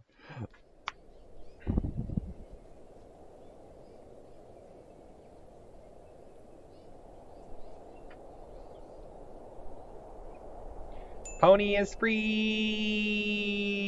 Outside the walls of Jerusalem. Created Daniel Mullins. Consulted designer Simon Jenkins. Musician Joe DeCenzo. Localization team Francias. Italiano. Deutsch. Espanol. Portuguese. Dansk. Turkey. Polski. Netherlands. Netherlands again. I don't know that one. Playtesters, Natasha Urbanet, Simon Jenkins, Jonas Senzel, David Mullins, Arnaud Jacob, Tim Anderson, Kyron McLeod, Isabel Inkerheim, Daniel Simmons, Alicia Kingsland, Stephen Corlett, Joshua Mittensbacher, Alexander Burden, Scott Larley, Eric Benini, Patrick Pense, Dan Moran, Matt Ishall, John Yip, Jason Fleming, Errol Henhan, Keegan Turner Wood, Lee Mullins, no relation. Fonts, Alyssa DX, Crumble Pixels, Ray Larabelle, Mayrosef, etc. Oh, hi! You found all of the tickets. Every last one? Even the one in the pause menu? Oh, is this going to be the boss fight again? Oh, while you knew that you were holding me prisoner? So this is what I guess happens if you beat the game without the tickets. I think I understand you now. You want true completion. Yeah, we did this already. Utter closure. I can't even escape. The ultimate ending. I think I can provide that.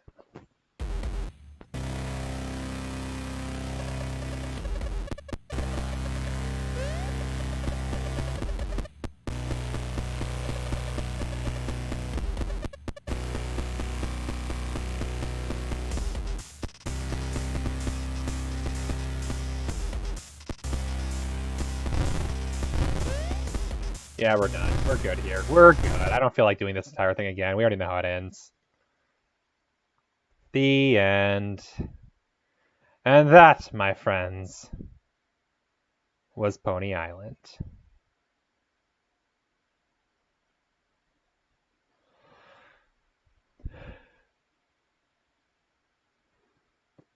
Took about an hour longer to complete than I figured it would, but not bad, not bad.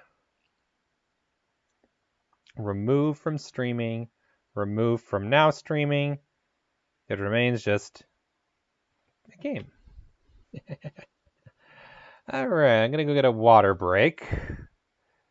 Oh, right, that's right. Breaks are on this page. Gonna go on a bit of a break, get a bit of a water break. And when we come back, we're gonna continue Aviary Attorney, get that going. I'll be right back.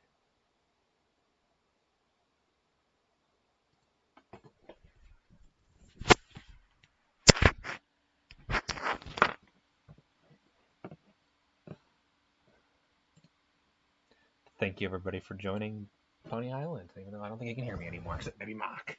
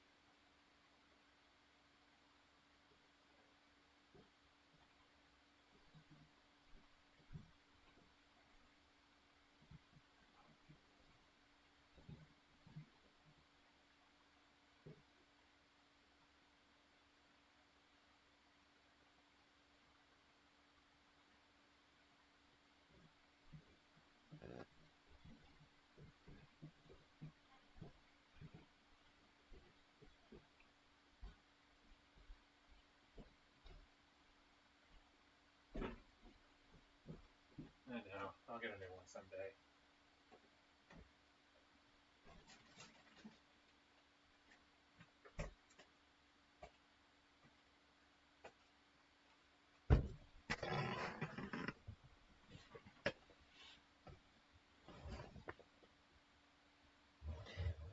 Oops, I almost forgot something.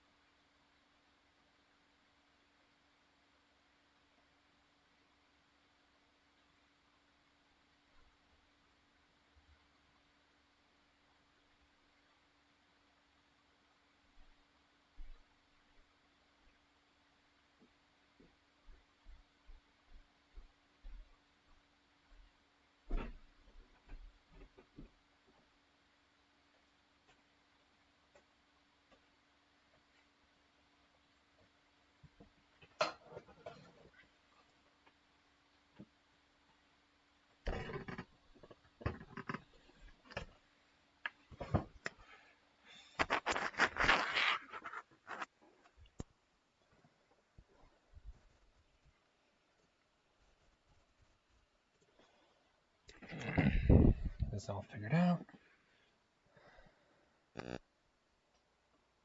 Someday I'll get a proper webcam that's not a part of my screen so I can actually have a decent camera angle. We'll see. It's not now, though. That's later. Alright, let's get Aviary Attorney going. Also, returning viewers may notice something new here. We actually have a follower goal now. So that's fun. I figure I'd talk about it enough.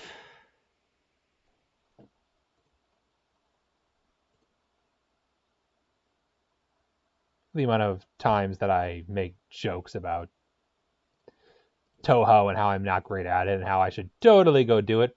I figure we'll make that a follower goal because I could use one of those. It could be fun. Why not? What's the worst that can happen?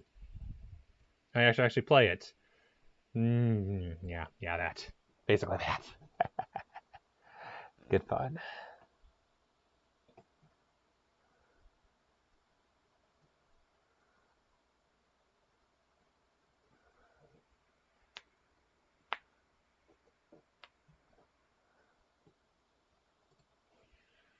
Okay, let's go burp game. Oh, wait. Hang on. Change category. Aviary Attorney.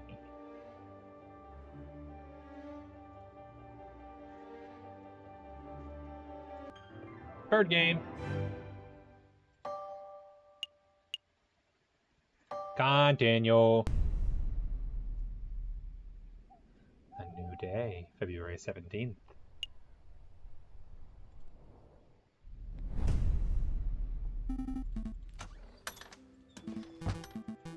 Gotta skip through all this. We did this already.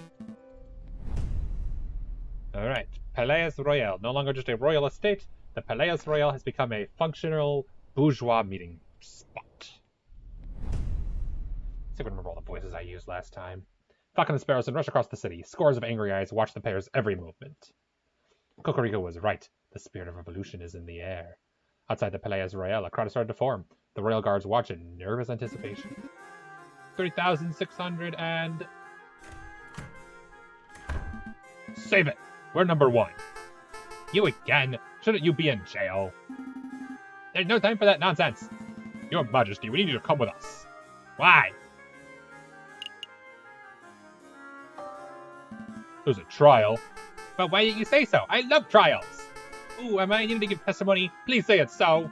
As a matter of fact, Majesty, yes, I think you will need to give a testimony. Oh, goody, goody, goody. Well, what are we waiting for? Let's go. Well, that was easy. Palais de Justice. Time.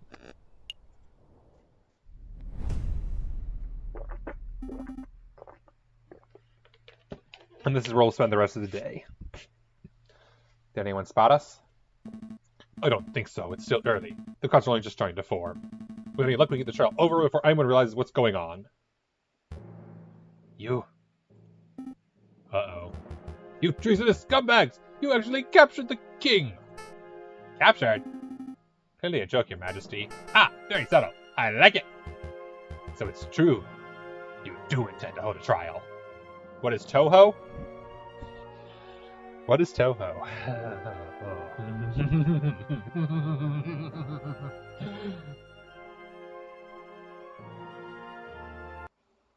What is Toho? I'm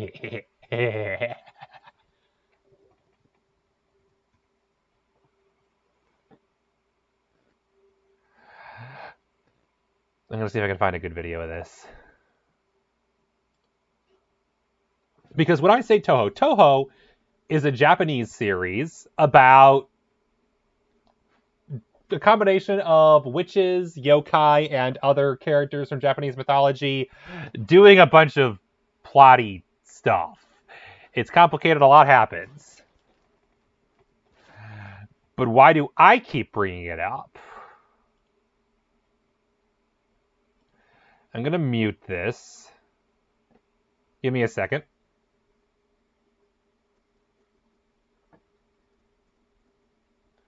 Muting desktop audio capture. Okay. So you guys should not hear the audio.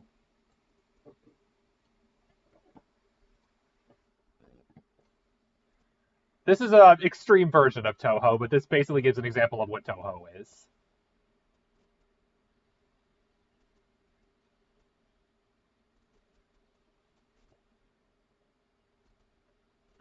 It is very, very bullet hell.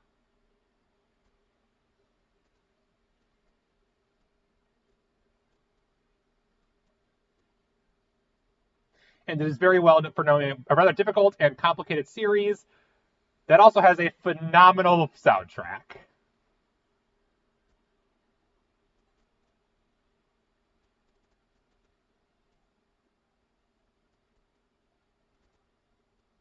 I'm not sure this. The soundtrack isn't a problem. The soundtrack doesn't really mute VODs, but this is somebody else's gameplay, and I don't want to be trying to hog their video. You get the idea. That's Toho. And the soundtrack is one of my all-time favorite soundtracks, and I am god-awful at the gameplay. Thus, I figured I'd talk about it enough with just confidently saying, oh, but this game isn't Toho. I should put my money where my mouth is.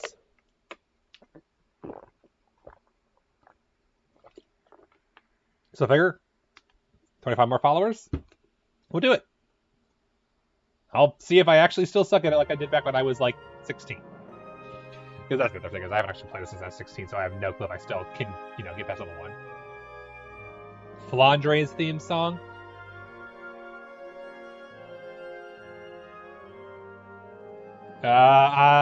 When I search Flandre, Toho comes up. So yeah, Flandre Scarlet, Remelia Scarlet, and the dirty little secret of the Scarlet Devil Mansion.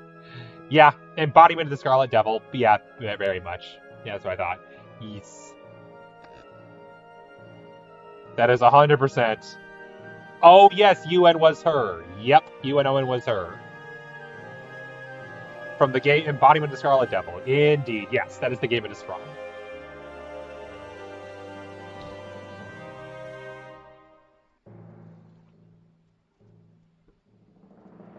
Yes, embodiment of Scarlet Devil is part of the Toho series. So it's true, you do intend to hold a trial. Your actions are utterly despicable. You are all on the same level of filthy rebel dissenters. Do you intend to stop us, Inspector? On any other day I would. You are rotten lawbreakers through and through. I want nothing more than to see you tried and punished for your traitorous stances. But I owe a debt to you, Falcon, and to Monsieur Cocorico. So you'll let us pass? I have ordered for a dozen National Guards to perimeter around the entrance of the Palais de Justice. The rebels will inevitably catch word that the king is here. They will try to storm the building, and when they do, we'll be ready to hold them off.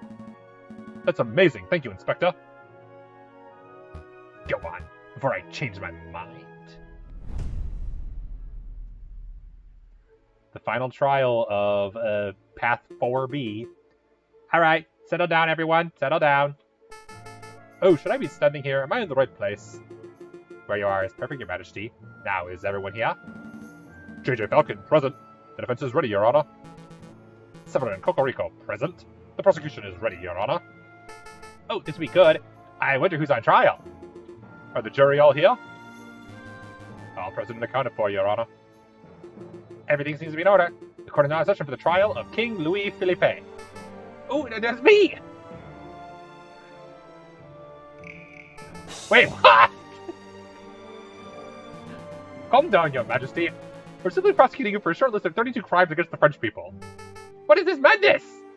Did you set me up on this? Well, yes and no. Where are your defense, Your Majesty? I'm so confused. The process is simple. I'll send a charge as being leveled at you and present my evidence for the charge. You and your defense will have the opportunity to present their own counter evidence. I'm even more confused. Just let us do the talking, Your Majesty. We're doing this for your own good. Wouldn't want you to end up like old Louis XVI now, would ye? Let us proceed. Prosecution, present the first charge. King Louis Philippe, you're being charged with collecting the lower classes of the nation. Your continued support of Guizot's outdated policies have resulted in an ever-growing wage gap. Poverty is rampant, animals are forced to turn to begging, thievery, and burglary just to survive. A bit.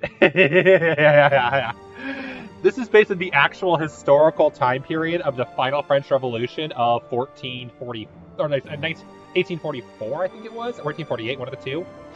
That actually led to the king being executed, if I remember correctly, and the modern-day French Republic was officially founded then. So this is post-Napoleon, and when they actually finally overthrew the final monarch. Everyone's an animal because this was a Kickstarter video game. This is the non-historical path where we actually keep the king alive. Pretty sure we'll be doing the historical path later. I'm saving that one for last. Poverty is rampant. Animals are forced to turn to beggary, thievery, and burglary just to survive. How do you justify this vile attitude? Goodness, you're going straight for the jugular, aren't you? I'm a good person. I don't hate poor people. I feel mild contempt for them, certainly, but don't we all? Hang on, sorry, I'm gonna be laughing a little because this game is great, and also it's hard to keep a straight face while playing. Please allow me to do the talking, Your Majesty. If you want the remainder of the game, this is actually the ending of one of the three paths. If you want the rest, I have actually VODs out on my Galactic Baron Archives uploads channel, where I play through the rest of the game if you want to see the rest of the context. Shilling for my own channel here. Sorry, not sorry. Please allow me to do the talking, Your Majesty. Severin, the king is far kinder to poor people than the general populace have been led to believe. Some describe him as a generous philanthropist. Who would describe him as a generous philanthropist? Some would. You're going to have to do better than that. Show me an example. Just one example of a king being generous to a poor person.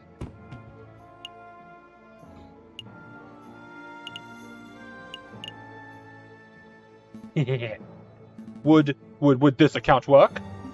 I don't think so, Falcon. He's not even a poor person, per se.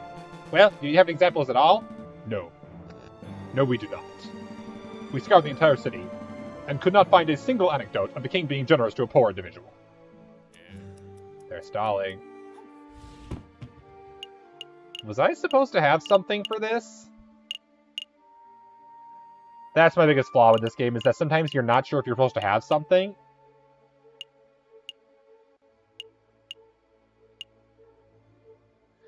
Damn it. Financial advice. I screwed up. Oh well. One hit shouldn't be a problem. Oh dear! Outside the Palais Royal, protesters charge the building's gates, effortlessly overcoming the royal guards. Looters take the opportunity to overrun and ransack the building. Where on earth is that accursed king? Pierrot! No sign of it, ma'am. Rumors that he'd gone and fled the building, same as Guizot. The Prime Minister and the King both fled before we even started our assault. How is that possible? Madame Beaumont, I found someone who may be of use. Oh dear! A royal guard, nice fine, Fontaine. Speak, duck. Tell us where the king is. Ha! You think me a common turncoat? I would have you know that I am the mighty officer Beck. I would sooner die than to betray my country. Okay. The Palace of Justice! A couple lawyers came and took him to the Palace of Justice! That was easy. Piero, Fontaine, gather the crowd. We're marching on the Palais de Justice. Alright, let's try to not screw up this time. What are you up to? Charge 12? Please continue, prosecutor. Very well. King Louis Philippe. You stand accused of crushing small businesses in favor of supporting wealthier industry giants. Such a nepotic attitude only serves to discourage people from forming their own enterprises.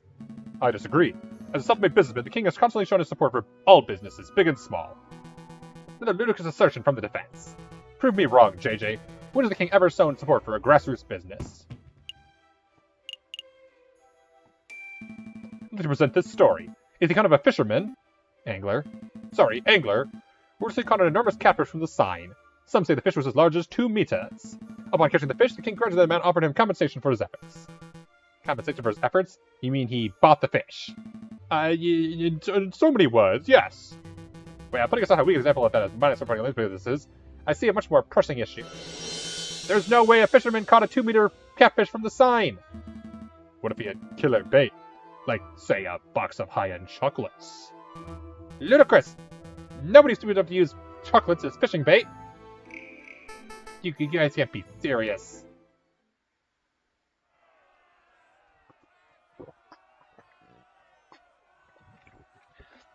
So my guess is, if I'm right, I don't lose favor, but if I'm wrong, I lose favor. There's no gaining favor with the jury. Outside the doors of the Tribunal des Grandes, Inspector Volerti watches the ever-growing crowd of protesters. National Guard poise their bayonets, keeping the angry mob at bay.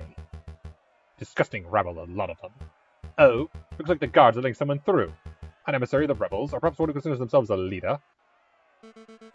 Are you the officer in charge of this barricade? I am. I came to talk to you directly. I feel we consider this maturely. No violence, no casualties. Wouldn't it be marvelous? We have only one demand. That is, you stand aside and let me escort the king out of the building. Grant me that, and I will order the crowd to disperse.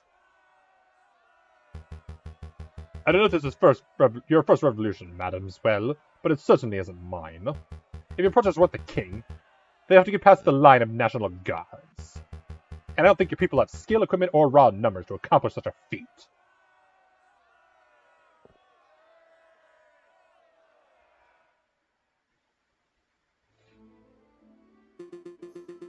I believe we're up to the last charge, are we not? Correct. Charge 32. King Louis Philippe, you're charged with being an imbecile. You are mentally unfit to run this country. No, don't make it personal. It is a crime to be an idiot, Severin. Thankfully, if it were, we would all be doing hard time right now. Not wrong. Illegal, no, but it is a question of why we're giving an idiot so much power. Let's not follow the example of Great Britain, who let the mad king, George III, rule for decades past his prime. King Louis Philippe is neither mad nor stupid. He is an intelligent and competent individual. I'll have you know that I'm only competent on prune days. Your Majesty, please. You've chosen an impossible battle, JJ. The king's idiocy is wildly accepted. I urge you to prove me wrong. Show me one shred of evidence the king is not a blithering idiot. I would like to present this account given by my local librarian. He asserts the king is something of an avid reader. Picture books don't count, JJ. Oh, I had no idea that an expensive history of the Macedonian Empire was a picture book. The king has been no check on his money as it doesn't thick books in a single day, covering a whole range of subjects. Face the fact, Severin, the king is an educated man. Perhaps a test is in order. That won't be necessary. What was the name of that book you mentioned? An expansive history of the Macedonian Empire. Tell me, Your Majesty. Where is Macedonia? You're dead. Where? Yes. Make it easy. Just tell us the name of the continent. What continent is Macedonia in? You can do this, Your Majesty. It's a 1 in 7 shot. Can you really do it? I want to say Africa. But I've got it. London. Oh mon dieu. Something. The joke is he checked them out to use them as doorstops. He never actually read a single book. He just wanted the doors kept open in the castle so the air could flow. Oh mon dieu. I think we're done here, Your Honor. As I have demonstrated in excruciating detail, the king is incompetent, lazy, stupid, and occasionally malicious. He isn't fit to run a bakery, let alone a nation. Very well, prosecutor. Does the defense have anything to add? Yes, Your Honor. I've got nothing. I've defended this man to the best of my abilities, and I have nothing more to say. Very good. Then I will now converse with the jury. We shall determine precisely which crimes the king is guilty of, and decide on an appropriate punishment. Punishment? Lawyer man, you have to do something. I'm scared. Calm down, Your Majesty. The whole purpose of the trial is your punishment is fair and fitting. You're not going to end up with your head on a spike. At least I don't think you will.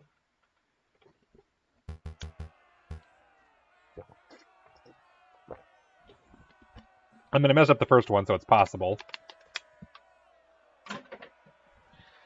The Mademoiselle is returning. How naive. Negotiations are over, Mademoiselle. Once again, I ask you to let me pass. Let me extract the king without an issue, and then we shall be on our way. I warn you, the protesters are getting rowdy. Any moment now, they may charge of their own accord. Your commitment to pacifism is admirable, but you're bringing with naivety, Mademoiselle. Be on your way. I warned you that your methods were too passive, Madame. That foul voice! Show yourself, wolf. You! You're the friar giving the tip-off about the croque, monsieur! Was my information no good, Inspector? Did I not say how and when you could reach the croque, monsieur? You omitted a few details. Your words almost killed a few acquaintances of mine. Well, Inspector, it seems you agree that you and I agree on something. The wolf has a forked tongue. There's no need to direct your hatred at me, madame. Yes, indeed. Viva la revolution. I came here to give you a gift. A peace offering. You have nothing to offer. I most certainly do. Did you know that the tunnels of the sleeping city wind straight under the Palais de Justice? It's true. If one were to put enough gunpowder in the right spot, one could even take an entire side of the building down. What are you prattling on about? How much gunpowder do you think it would take, madame? 50 kilograms? 100? Maybe 200 kilograms. Just to be safe. Friar, tell me you didn't. The fuse is lit. In 20 seconds, the pillars of the Palais de Justice will fall like the Temple of Dagon. Running will do you no good, you brother-killing poot. You're bluffing! There'll be no explosion! You would like that to be the case, wouldn't you, Inspector? But unfortunately for you, the Viridian Killer emerges one last time. You! I must congratulate you, JJ. No, Falcon. You argued excellently. I'm as unsure of the Penguin's fate as you are, but one thing is for certain, you could not have done your job any better. Thank you, Falcon. After a small moment of deliberation, we come to a decision. We have the defendant, King Louis Philippe, to be... Mon Dieu, what was that? An explosion. It's not like it came from right outside. I hate to be the bear bad news. But in a manner of speaking, how to put this? For pity's sake, spit it up, monsieur.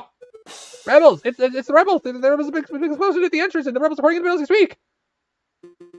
You heard the rabbit. Everybody, clear out. Your Honor, quickly. What was the verdict? Really? Time like this?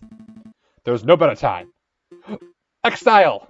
Now get out of here. Court is adjourned. A valiant effort, Falcon, but we're out of both time and options. If the rebels want the king so badly, they can take him. You can't say that! You've got a point, Falcon. Let's just turn the king over and let him receive his dues. We've done all we can. No. You two give up far too easily. Sparrow said, Cocorico. We're escorting the king to R&M Associates. Right on his place, what can he do? If anyone has the power to make the king disappear, it'd be that conniving fox. Yeah, that might just work. Come on, Your Majesty. Oh dear, oh dear. Come on, Cocorico. No time to dawdle. I'm staying. If there'll be any of your chance of your ridiculous plan succeeding, someone must be behind and lay the rebels. Cocorico. Go. I've got this. Good luck. That damn wolf nearly killed a lot of us. You're the one harboring the king? Pleasure to see you again too, madame. Don't get snarky. Where is he? You're too late. The king has long left the building. For all I know, he could be halfway to Guadalupe by now. So he's already gone. Damn. There goes my opportunity to enact justice. Enact justice? You should have seen the trial, madame. Everything was official, professional, and logical. It was the most brilliant display of justice I've ever seen. But the king is in the process of receiving a fitting punishment. Cocorico. Did my father receive a fitting punishment when you were prosecutor as a trial 10 years ago? No, madame. But every day since then I've strived toward justice. And I shall continue to do so. For the rest of my days. See that you do. Do hurry up, Your Majesty.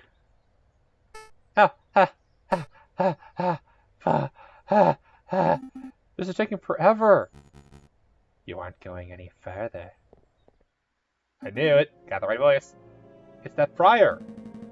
I'm not going to take another step towards the king. I didn't come here for the king. I came to kill you, JJ Falcon. Very well. Sparrowson, take the king and hurry to Runner's. I'll handle this monster.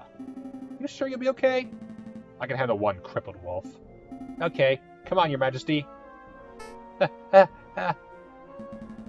explosion at the courthouse. That wasn't just the rebels, was it? Heh. Of course not. That was just to take out the murderous poot who killed my brother. Madame Beaumont. She was the madame that pulled the trigger.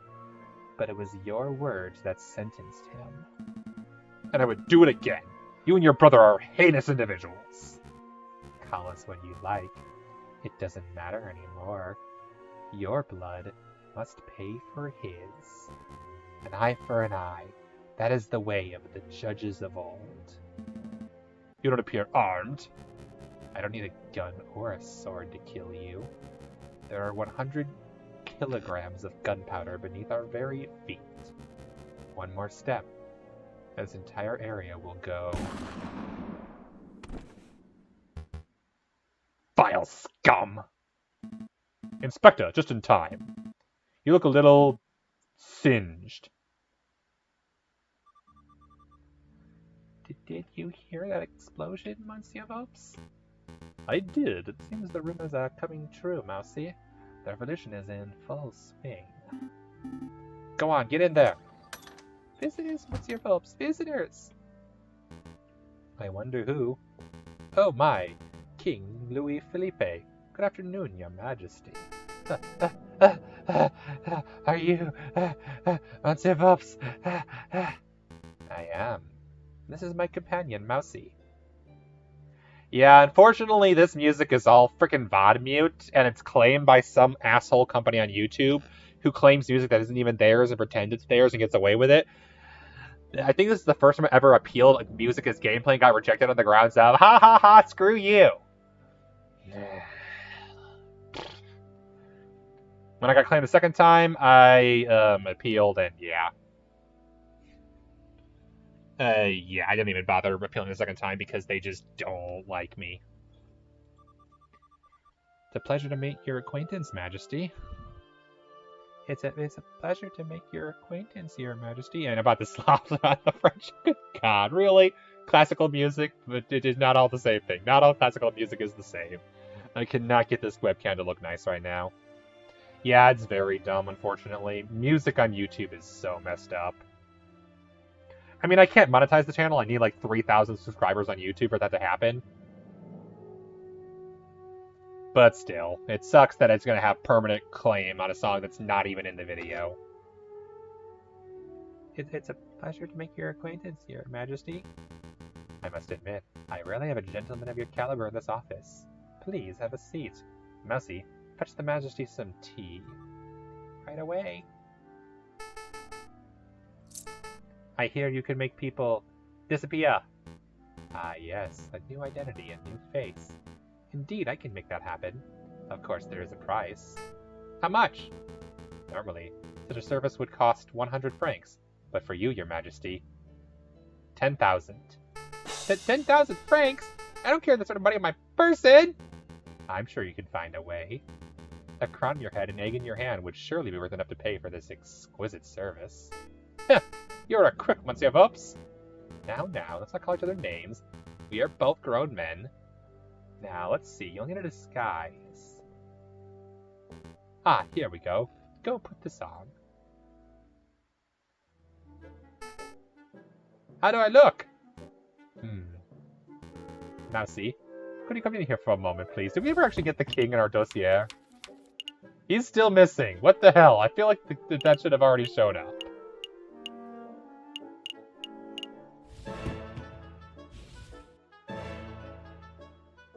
What is it, Monsieur Vopes? Oh, who is this cockatoo? Where did King Louis Philippe go? You see, Your Majesty. It's that convincing? Of course. We'll have to give you a new name and identity to match your new look. Your new name is original yet ordinary, subtle yet exquisite. John Smith? Brilliant, Mousy. Monsieur, your name is now John Smith. You're an upstanding English gentleman. John Smith. That's no good. Let's work on your English accent. Now is he in the dossier?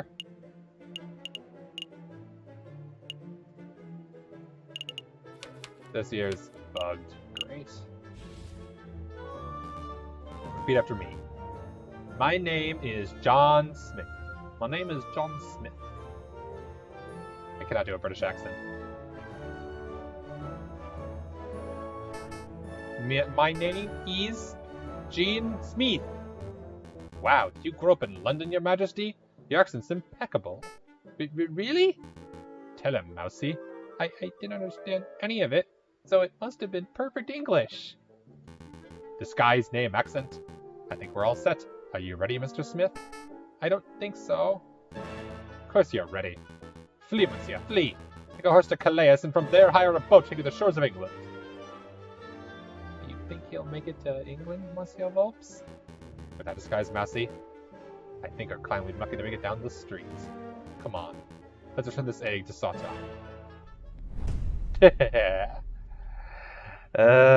Rip the king.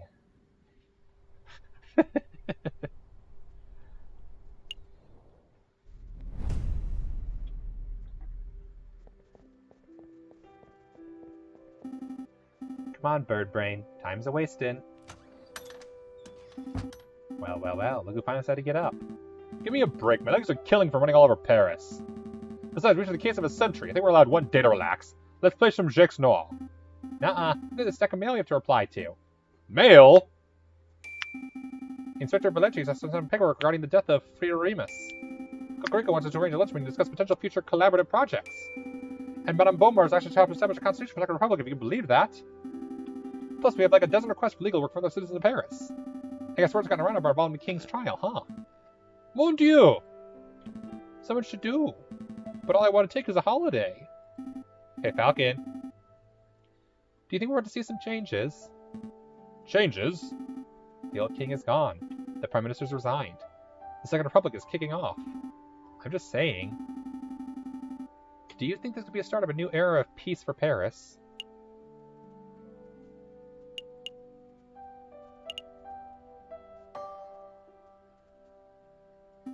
No idea, huh? Me neither. France has a scary, unwritten future ahead of it.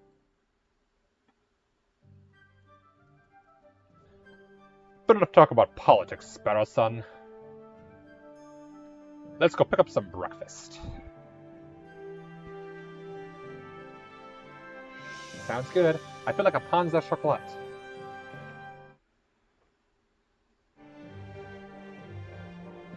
And thus ends 4B, Ending 2.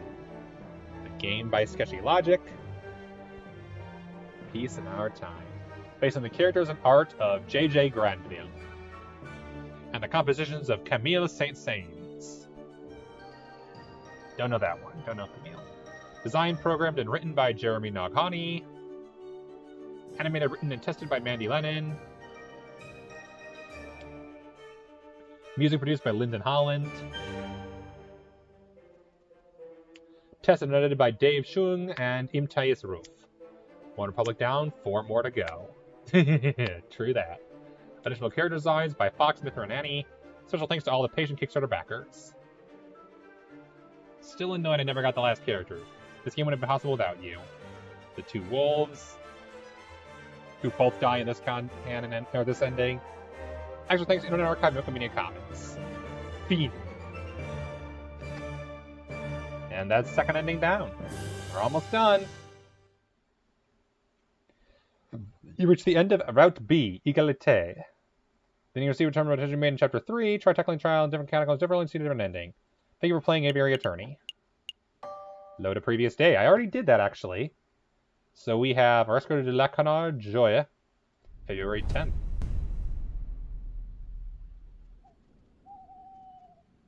Nah, let's go back and do the previous day, so I actually remember what the hell I'm doing.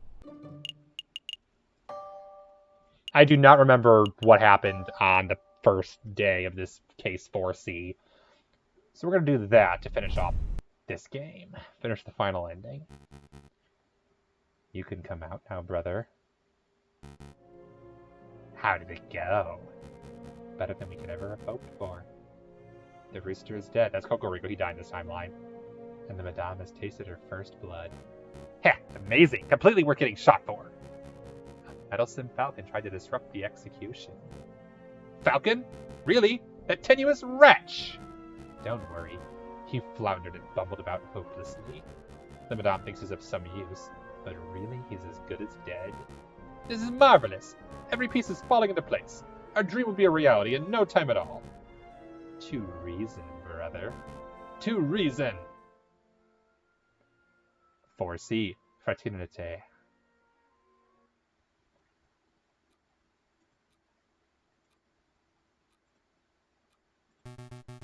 I hope you don't harbor too much hate for the Madame. I know the rooster was your friend, but the Madame does what she does for the good of France. Bye. This is awkward. It is a bit. Perhaps one of drinks in an order. After all, this is a tavern. What do you two say? I'll take a wine. Make sure it's a stiff one. I'll take 2. Very well. Piero, put your guests some drinks. It's your round. My round? No way, it's your turn. Turns don't matter. You still owe me for the omelet I generously paid for last Friday. Yeah, well, you owe me for that coffee on Tuesday. Okay, that's 30 cents of coffee deducted for a 60-cent omelet. That's 25 cents peanuts you swept from my pantry. Hold up. I ain't so good at mental arithmetic. Listen, Sparrow-san. You need to go. Go? Yes. I'll create a distraction. You head straight for the back door. Is that such a good idea? If we both stick around, we can both end up dead as soon as we run the lioness the wrong way. If we both run, the 2 will probably shoot us in the backs. The way I see it, one of us running is the most viable option. Falcon. Don't argue. Once you're out, find Valerty and tell him what you've seen. Okay. So it's agreed. You get this round and I'll owe you 2 cents. Yep, I'll hold you 2 cents. Be right back. Don't you 2 move or nothing. Piero's not the most competent. Fontaine is a bit more, but he's also kind of a gun freak, and that can easily distract him. Fontaine's very distractible. Dog. Piero just, is a derp. He'll hold me to the 2 cents. That Piero's such a miser. Anyway, I don't feel like sitting in silence. Let's talk to pass the time. Fontaine, I have a gun question. A gun question? Do go on. What's better, muskets or pistols? What's better? Well, both of them have advantages and disadvantages. It's only a matter of one being better. As you can see, I prefer to use a musket. The longer barrel makes it more accurate, especially over long distances. So for hunting, there's no argument. The musket is superior in every way. But for personal defense or close quarters combat, it's never for the pistol for such a situation. You see, a smaller weapon offers a greater degree of maneuverability. Alright, I bought drinks. 1 for me, 1 for you, 1 for you, and 1 for... I thought it was supposed to be 2 for... Hey, where's the little one? The little one? He's right. Oh, Mede, I lost him. You lost him? How'd you lose him? I was gone for 2 minutes. I think I dropped the ball on this one. I'll say, the man for the circus up for sure. Actually, we should make up a cover story. We can't let her find out about this. You can't let me find out about what? I felt that it wasn't right to keep Sparrowson here against his will. So I created a distraction and let him escape. Somewhat gutsy if you'd outright admit that. By rights, I should shoot you here and now. But I won't. I need a lawyer to bring our plans into fruition. That little bird was dispensable. You are not. Madame, if Sparrowson runs the police, then both his location and the Sleeping City are compromised. We should keep this meeting brief. Agreed. Falcon, let me quickly fill you in. As you probably know, we are planning to form a protest. An enormous protest on the 14th of this month. We intend to draw a massive crowd at the Place de la Concorde, and then we shall march across the Tuileries garden. A march across the Tuileries? You intend to storm the Louvre? No. The Palais Royal. That's where the King and Prime Minister will be residing. I would like to go peacefully, but... Peaceful uprisings have a habit of turning violent, don't they? Exactly. And we can't let the leaders of the country escape amidst the chaos. They must be tried for their crimes against the people of France. On that note, I want you to lead the prosecution. You want me to prosecute? The King of France? The King and the Prime Minister. They are both responsible for the rampant inequality that plagues this country. On the day of the revolution, we will drag both of those overpaid bourgeois into the streets, and you shall prosecute them then and there. I think I understand. Prosecuting the pair for crimes against humanity, I suppose. It could certainly be done. If I already interview a lot of citizens, get a lot of evidence, file some paperwork. I can prepare a case in around 2 months. We don't have the luxury of time. Use your ingenuity on that day, just like you did in the catacombs. You can't be serious! There is no alternative. The wheels of the revolution is already turning, and the revolution will ignite in under a week. The question on my mind is, what do we do with you until then? You can leave him with us, man. We'll keep a eye on him. After seeing the atrocious job you two did guarding the little bird, I think not. I don't have to guard you myself, Falcon. You shall spend this week at my side while I complete our preparations. At your side? All day and night? Absolutely. I'm not going to let you out of my sight for 1 minute. That seems excessive. You can trust me, madame. No, I can't. You promised to help me, but I know that you don't actually believe in the cause, Second Republic. If I give you 1 grain of freedom, you will undoubtedly free. This meeting is over. Come along, Falcon. New day.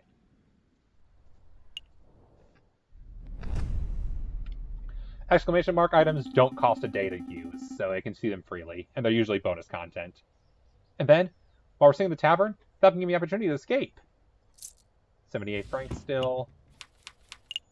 Still missing characters. Beck and there. And no evidence. He created a distraction, and I sneaked away and went straight to the police. Then he called a meeting, and, well, here I am.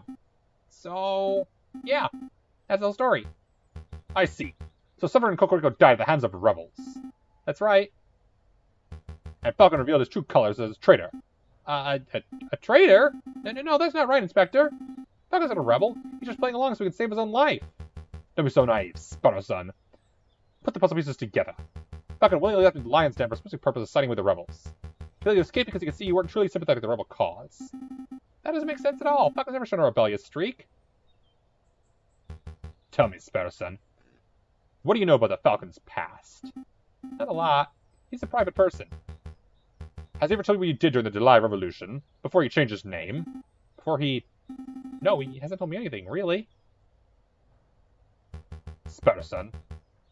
Let me tell you about the man they call the Viridian Killer, who we learned in ending 1, Falcon claimed that title, but then revealed it wasn't really him. He just said that to freak out Valerty. In ending 2, we learned that Frida Remus was the Viridian Killer. Valerty was wrong about it being Falcon, and he apologized for that. And we learned who the true Viridian Killer was. So in this ending, Valerty is going to try to convince Sparrowson that that's who Falcon really is. Interesting.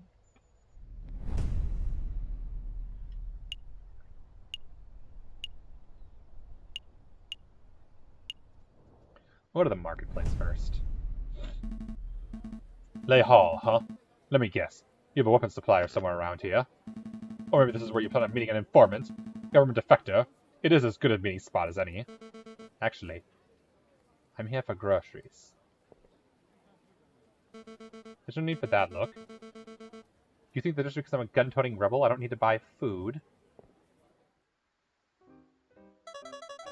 Madame Beaumont! Madame Beaumont! Well, if it isn't Sauton and little Gambade, you're growing bigger every time I see you. Ma'am, you have to hear this. Something big went down here yesterday. A policeman! A nasty, ugly policeman! Let me guess. He was bullying people into revealing secrets on the whereabouts of the revolutionaries. Well, that's how it started, ma'am. Same old bullying tactics. He's pushing around this old beggar rat who hangs around the market sometime. But then, when the rat wasn't speaking up, the policeman grew his gun and shot him. The policeman shot the beggar? Just like that? Yep. Then the coward cop went and ran before he could turn on him. I find this difficult to believe. A policeman wouldn't openly shoot a beggar without just cause. Oh, that didn't age well. What was this, 2019? 2018? Ugh. Open your eyes, Falcon. This is the regime us Parisians live under. We are ignored by the government, oppressed by the police, and hanged by the courts. Why do you think I'm fighting so hard to make change? We can't put up with this sort of bullying. No, this can't be right. Something has to be missing from Sautene's story.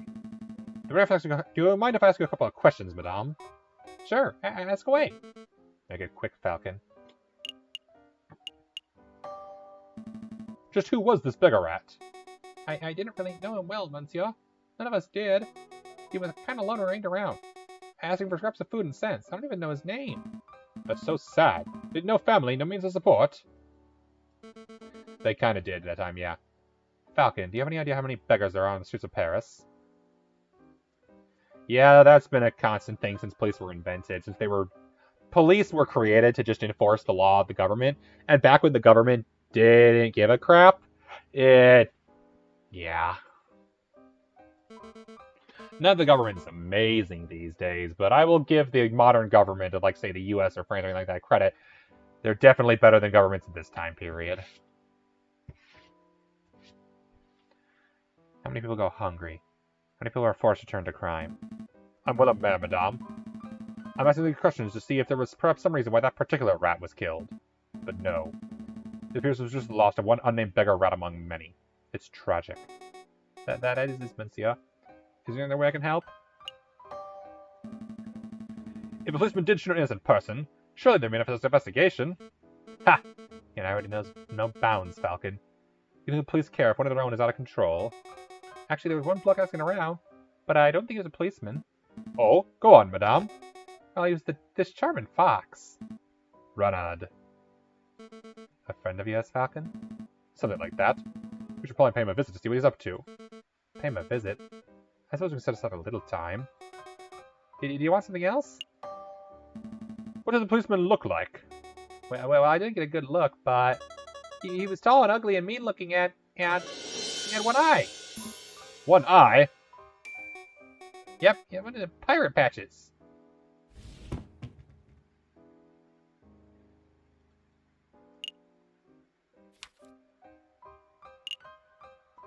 Just Valerti, a grumpy war veteran turned police inspector. This guy is strict and law-abiding as they come. Has only one eye.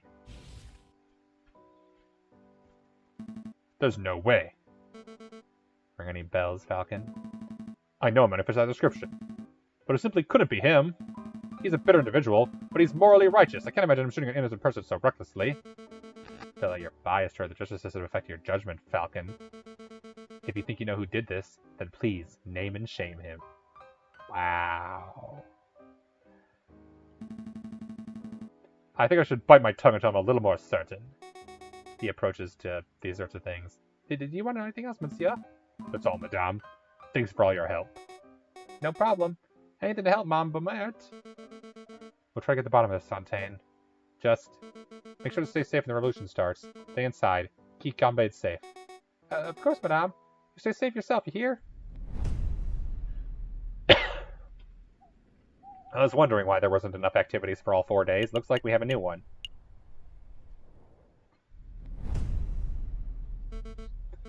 Palais Royal.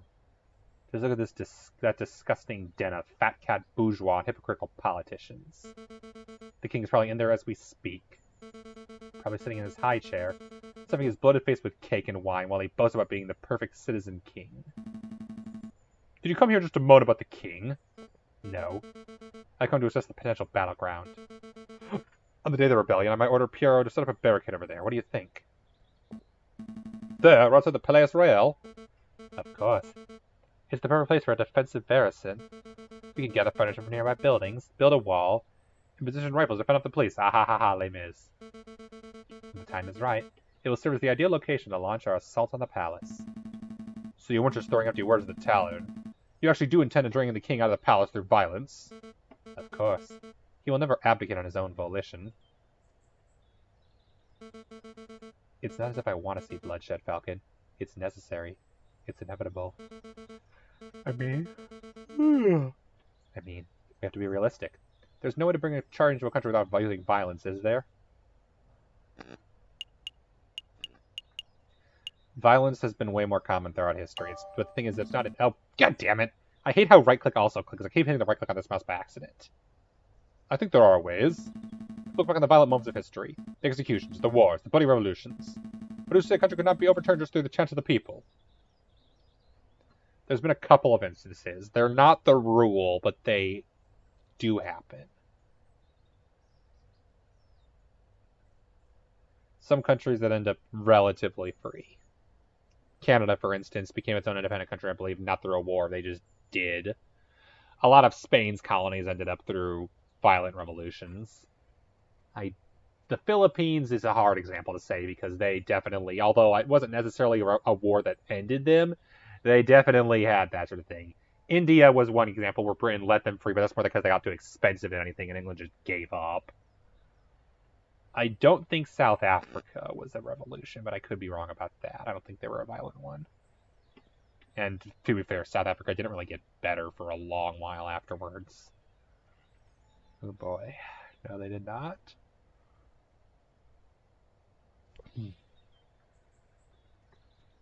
But who's to say the country cannot be overturned just at the chance of the people? A pacifist revolution. Interesting.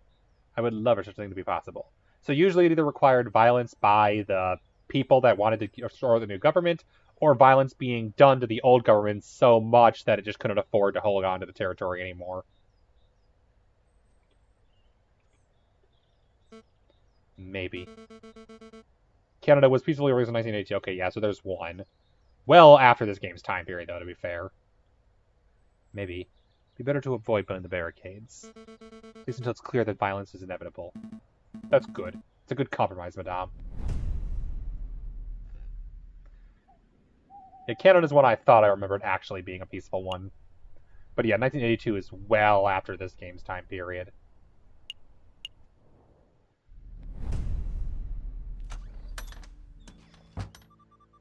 Visit us, Monsieur Vups. Visit us. Really, Falcon?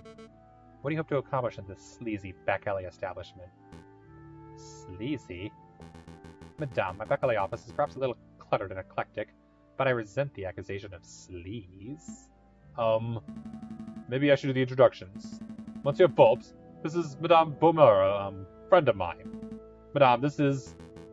Renard Vups, private investigator at your service. It is a pleasure to meet you, madame. Ah, how stoic. I'm sure you have some pressing question to ask, Falcon. But before we get started, there's something I must tell you. Monsieur Sparrowson dropped by earlier. He informed me of your situation. Sparrowson? Is he alright? Oh, yes.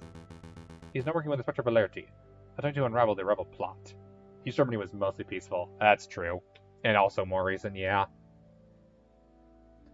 And also because Russia was just kind of collapsing and they really couldn't do much about it.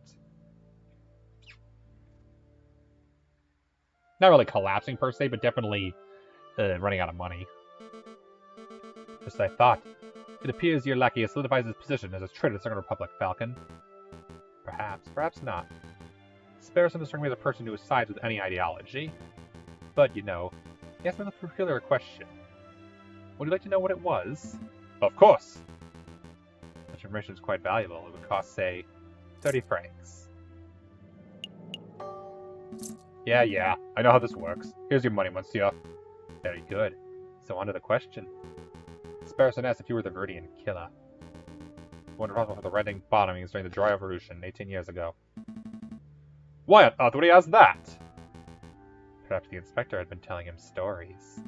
So what'd you tell him? The truth, of course. That is, I have no idea who the Viridian killer is, but that I knew it couldn't possibly be Falcon. Oh? And how do you know I'm not the Viridian killer? Heh, Falcon, please. You're a semi-drunk bumbling oaf, not a rootless killer. Anyway, I've started my own investigation of the Viridian killer. It's fascinating stuff. Apparently he was seen in multiple places at once, which leads some to believe that he was actually more than one person. Huh. You know why they call him, or should I say them, the Viridian killer? Viridian's a greenish color, isn't it? No, I haven't a clue. Crimson Killer is a much cooler name.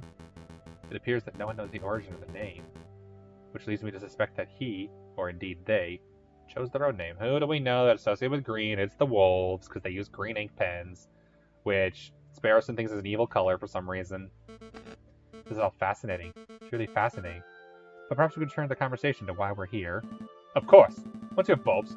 We're here investigating the murder at La Halle's. I was. The victim was a friend of Mousie's. But more of an acquaintance, really. Well, I wonder if you managed to uncover anything. Did you find any leads? Any juicy clues? Not as such. It's quite a peculiar case. You the murderer wore an eye patch?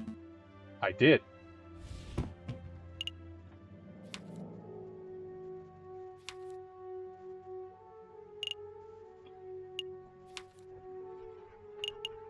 We only ever see one side of their face. I don't think anybody else in the dossier has an eye patch, though. I think it is just him. But generally speaking, we never do see the eye of either of the wolves. You know that implies, don't you, Falcon? You know of only one police officer, or indeed one person, who wears an eye patch. I just had this open. The inspector. But that can't be right. You would describe him as a murderous man, would you, Monster Boops? Murderous? I don't know. He's certainly passionate about finding the Viridian killer. Who said he wouldn't kill in the pursuit of his arch enemy? Falcon, I want to solve this mystery as much as you do, but time is pressing. We have other matters to attend to. We must take our leave. Understood. Until next time, Monsieur Vopes. Goodbye and good luck, Monsieur Falcon. It was a pleasure meeting you, Madame. Monsieur Vopes? Lidas look pretty angry. Is this revolution gonna end in blood, Monsieur Vopes? Just like in 1830?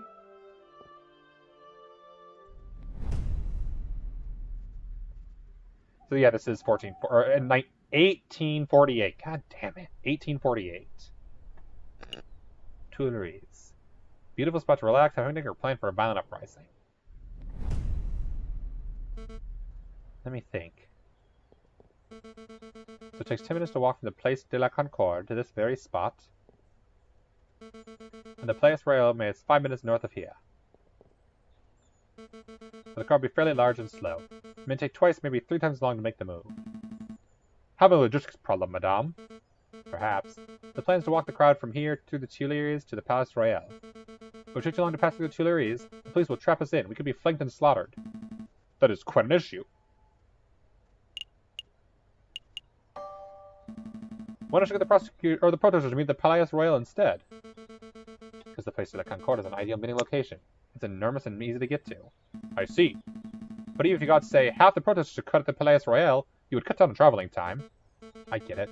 A smaller crowd would be easier to across the garden. I'll pass the idea along to Piero and see what he has to say. He's the one in charge of leading the crowd, after all. The Bourbon pair would probably shoot the idea down, right? Probably. But I appreciate your input. I don't know if you genuinely want to help, or you just tell me what I want to hear out of fear, but...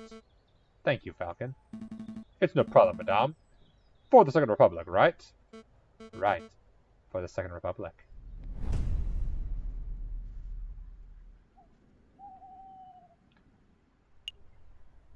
Newly built bridge, magnificent view of the Louvre, and quick passage across the Seine, the Pont des Arts. Is that, Falcon? This is the day we make our stand. Everything's coming together. As we speak, Fontaine's gathering the protesters at the Place de la Concorde. Pierre's making preparations to build an armor barricade near the Palais Royal. Just as a precaution, you may understand. The only question that remains is, are you ready? Absolutely. Bring on the revolution, I say. That's the spirit. Come on. Let's see how the protest is going. Falcon and Beaumont arrive at the Place de la Concorde. The air is thick with the chants, shouts, and cheers of hundreds of protesters.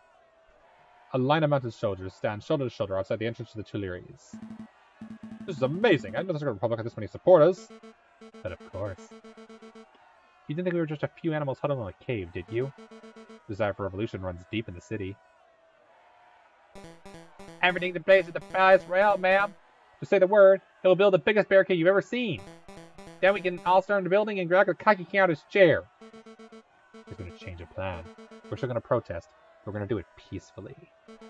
No fighting behind barricades, no violence, no capturing the king or prime minister. Madame, are you feeling all right? Quite all right, thank you. But what of your desire for a better France? You couldn't achieve that without bloodshed. We can certainly try. Falcon convinced me. Falcon? Pacifism seems the Christian approach, wouldn't you say, Friar?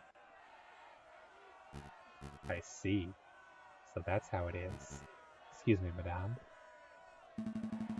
I think the Friar disapproves of this new strategy. He's a judge's friar. He's very Old Testament, as he's proven multiple times throughout the game. He probably thinks I've gone soft, and maybe I am. But I'm not deviating from this path, even if each and every rebel leaves my side. Don't worry, madame. You aren't alone. We're not here for the violence, madame. As long as you strive for a better France, we'll always stand with you. Gun nut or not everything. Ugh. You stupid bullet wound. Damn things open up again. What's the news, brother? Is everything in place? We have a problem. The Mademoiselle refuses to use violence. She's turned timid. Turned timid? How? It appears the lawyer, Falcon, is something of a lion tamer. Judge Falcon, the bird has proven to be more troublesome than the rooster, I swear. Brother, listen. There is no violence. There will be no power gap. One leader will just peacefully replace another. We need chaos for our plan to work. Guess let's follow through with our contingent strategy. I'll find the victim. You find the suspect. Don't push yourself, brother. You're still injured. Look at these scum. Foul vermin, the lot of them. Mark my words, Sparrow son. Every one of these petulant dissenters will take the first opportunity to turn aggressive. They lust for violence. They don't look too violent to me. Trust me, this is how the crowd looked before the July Revolution. It only takes one crazed individual, and the entire crowd will explode into a frenzy. Hey, it's you! Friar, it's good to see you again. No time for pleasantries, Inspector. You're needed urgently on the Place de la Concorde. Me? Want us one of the officers of Asab Godry? There's no time to explain. Any minute now. Ah! Did you hear that gunshot? It's already begun. Come on, Inspector. We must make haste. Inspector, I don't think you should be trusting this friar. He's a two-faced wolf. Fire Remus has proved me with valuable information in the past. I trust his judgment. But Inspector... This isn't up for discussion, Sparrowson. I have a duty to uphold. Stay put. I'll be back in no time at all. But... What should I do now? Obviously not stay put. That'd be too easy. A gunshot. It was nearby, too. The friar was right. Violence really is an inevitability. We haven't reached that stage yet, madame. I can't afford to take chances. Not now. Piero, march the crowd to Place Royale and construct a barricade. Yes, ma'am. Fontaine, Falcon, we're to find the source of this disturbance. It came from in here, Inspector. Hurry, hurry. I'm moving as fast as these old legs will. Mon Dieu, a body! This one must have been the target of the gunshot we just heard, but I don't see a shooter. I think the gunshot came from over here. Inspector! Falcon? Well, well. I should have known the Verdian killer would have a part in this. Inspector, I'm not! What do we have here? A filthy cop and a dead girl. Madame, thank goodness you're here. I saw the whole thing. This poor innocent mademoiselle approaching the police line with her hands in the air. When all of a sudden, this brute police officer, the inspector, yelled, "Get back, you filthy rebel!" He drew his gun and shot the bird point blank through her heart. What is this nonsense? What are you prattling on about, friar? Thank you for your input, Remus. It always surprises me that a member of the police would be the one to cast the first stone. I think I'll be a little rash. Take a breath, examine the situation, and... Wait a moment. You wear an eye patch. You only have one eye, Inspector. How observant. Tell me, were you the policeman who killed the rat at Le Hall, too? Le Hall? What are you talking about? 2 incidents of one-eyed policeman gunning down an innocent victim. There's no way that's coincidence. What we have here is a filthy, corrupt individual who takes pleasure in oppressing the common citizen. Am I right, Inspector? I really shouldn't be surprised that a stupid rebel makes stupid assumptions and comes to stupid conclusions. But open your damned eyes, Mademoiselle. I'm not the assailant here. Don't call me Mademoiselle, or stupid for that matter. Your guilt is plain to see. Given the circumstances, I had to judge and execute you right here and now. Falcon, don't just stand there gawking. Vouch for me. Madame, I know this man. His name is Inspector Valerti. He is ruthlessly law-abiding, so much so that I can't see him envision a man without shooting a man without just cause. Oh, shut up, Falcon. I'm done with your idealism. I listened to you. I took your words to heart about avoiding violence, and now a girl is dead. Well, I'm done taking chances. Remus, help me escort this invalid to Piero's barricade. I'll decide his fate there. With pleasure, Madame. Come along, Inspector. Fontaine, Falcon, deal with the corpse. Meet us at the barricade when you're done. There's no way this is work of the police.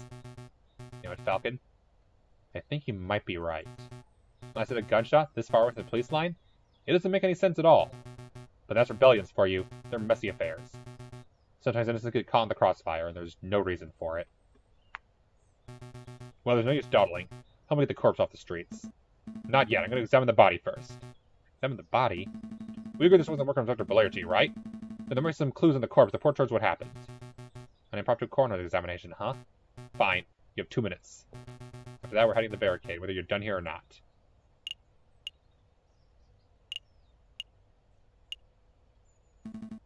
It's a long shot, but maybe this girl's faking her injury? There's like a thoroughness I really ought to check for a pulse. Right. No, nothing.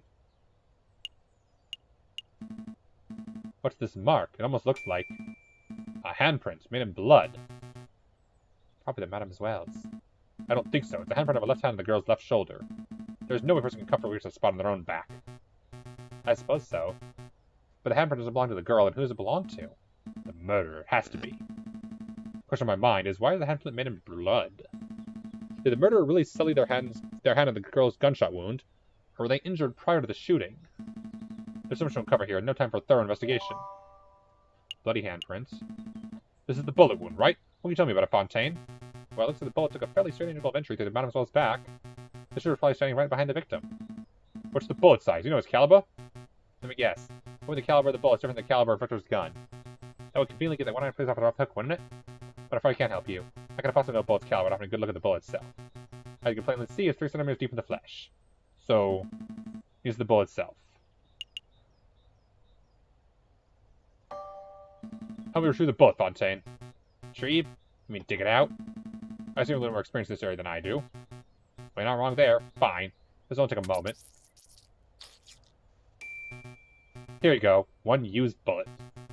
Looks like a standard lead rifle or pistol ball, but if I cannot tell you its caliber. What is that? Bullet fragments from impact, monsieur. Got all the pieces, but I cannot assess diameter without any accuracy. I would guess it was 13 to 17 millimeters. Sorry, I can't be more specific. We don't have any evidence that we other than the hand, you know. That's an enormous help. Thank you, monsieur. Edward was the first kind of who did this, and always stopped to ask who this girl was. I don't know, monsieur. Given her clothes, she's probably just another working girl. Just another? I don't mean to sound glib, but it's true. This is the one Mademoiselle among the thousands who live in Paris. Who was she? Where did she work? Did her family miss her? I don't know. But in the long run, I don't think anyone will care. I care. I can't afford not to. I don't know who this Mademoiselle was. I'm going to see to it that justice is brought about for her death.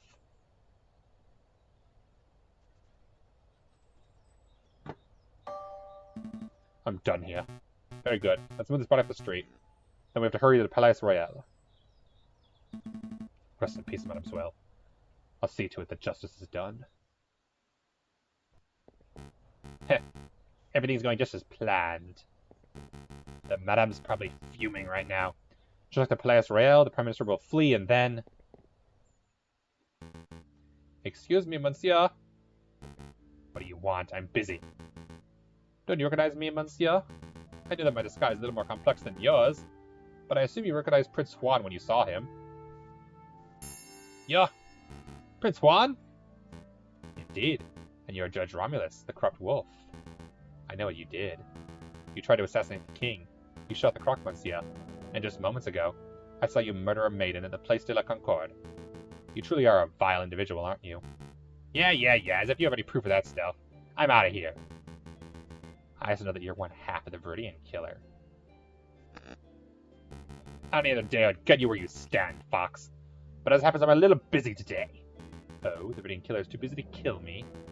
Is it the truth or the bullet wound you're starting to affect your prowess? You must have lost an awful lot of blood. What do I do? What do I do? Oh, hello, Monsieur Volps. Ah, Monsieur Sparrowson, perfect timing. Who now? Oh, you're that fledgling. I guess this is what they call being stuck between a rock and a hard place, huh? Monsieur Sparrowson, be a dear and help me restrain the Viridian killer. This guy? He's the Viridian killer? He looks more like Judge Romulus to me. Well, you'd be right about that, too. Wow! So he's two scumbags in one. All right, then. Ow! Mind the wound! Quit your whining, Your Honor. Very nice takedown, Monsieur Sparrowson. You may want to check his pockets for weapons. He's something of a notorious killer, after all. Of course, let's see what we've got here. Aha! Here we are! A pistol. Probably one used to kill the maiden, I suspect. What else can you find, Monsieur Sparrowson? This, an eye patch? Weird. What would this wolf want with an eye patch? Oh no, this is bad. Very bad indeed. I don't get it. What's wrong with an eye patch? There's no time to explain. Mousy! What is it, Monsieur Volps? What is it? Take this eye patch to Grey Falcon. If my fears are correct, he'll be somewhere around the Palais Royal right now. Tell him this belongs to Remus's brother. Hurry now. Right away, Monsieur Volps. Right away. I must go too. I need to find the other half of the Viridian killer pair before something terrible happens. Wait, Monsieur Volps, what am I supposed to do with this guy? You have his gun, don't you? March that wolf to the nearest police station and collect your reward for capturing Judge Romulus. What a strange day. Outside the Palais Royal, the rebels constructed a makeshift barricade out of furniture, branches, rocks, and anything else they can find. From behind the wall, the rebels taunt the police and the royal guards with chants. I'm growing impatient, pig. Confess your crimes. I have nothing to confess, you filthy rebel. You and all your rebel friends, however, should confess to 1,000 counts of treason and public disorder. I will see each one of you hanged for your flagrant disregard of the law. Your stubborn attitude is a disgrace. A few days ago, you were seen at Les Halles. Witnesses saw you murder a beggar in cold blood. Today, a friar testified to seeing you murder a girl, again completely unprovoked. I don't know why you continue to plead your innocence. But it doesn't matter. I don't need a confession to know that you're a killer. Madame, stop! The inspector didn't shoot the madam as well! Keep your beak closed, Falcon. I'm done listening to your suggestions. This one's as guilty as every other monster in our corrupt justice system. It's my duty to execute him. Madame, Falcon has uncovered some pretty convincing evidence. I'd recommend you hear him out. Please, just give me 5 minutes. 5 minutes can convince you of this inspector's innocence. 5 minutes is precious in a time like this. I can't afford it. What if you're wrong? Are you willing to see them dead innocent? Thank you, Madame. Having my life saved by the Viridian killer. How humiliating. Quiet pig. Your life is mine until I say otherwise. Okay. First of all, let's recap on what Friar Remus had to say. Where is that friar? He's a key witness to this crime. He scoured as soon as he dropped the inspector off. Said he had some business to attend to. Business? Man, oh man. Those barricades looking pretty scary. But I mustn't fear, for I am a brave duck. I am the great officer Beck. Handsome, intelligent, strong. Truly, a fearless hero to be remembered for... Hello, officer. Ah, you scared me, monsieur. Monk? Friar, actually. Friar Remus. Listen, officer. I have something of great importance to tell you. I was just passing by the rebel camp and I overheard a conversation. Oh, that sounds good. Do go on. They say they're going to launch an assault very soon. And when they do, They're going to rain hellfire on the palace. Oh no! It's just as I feared. What'll we do? It's simple, officer. As soon as you hear the first gunshot, you need to retaliate. Hit them with everything you've got. Every cannon, every rifle, every piece of artillery. Don't leave a single piece of the barricade remaining. That is the only way you can be sure to survive. Total annihilation. I like it. But fine, I'm confused. Aren't you a Christian? Yes. So what? I don't know. It's just that your idea doesn't sound very Christian-y. Ah, I see. You think this is a moral issue. Let me tell you a secret, my dearest duck friend. There is no God, no overarching morality or higher plan. No heaven to save the righteous or hell to punish the sinners. There's only you, your artillery, and 10,000 rebels who want to dine on Peking duck tonight. Understand? That's an awful lot to take in. Let me simplify. It's you or them. It's me or them. So this is the prologue to Tooth and Tail. That's what I'm hearing. Forget about the Friar Falcon. We all remember what he had to say. Present your case based on what you can recall. Okay, I will.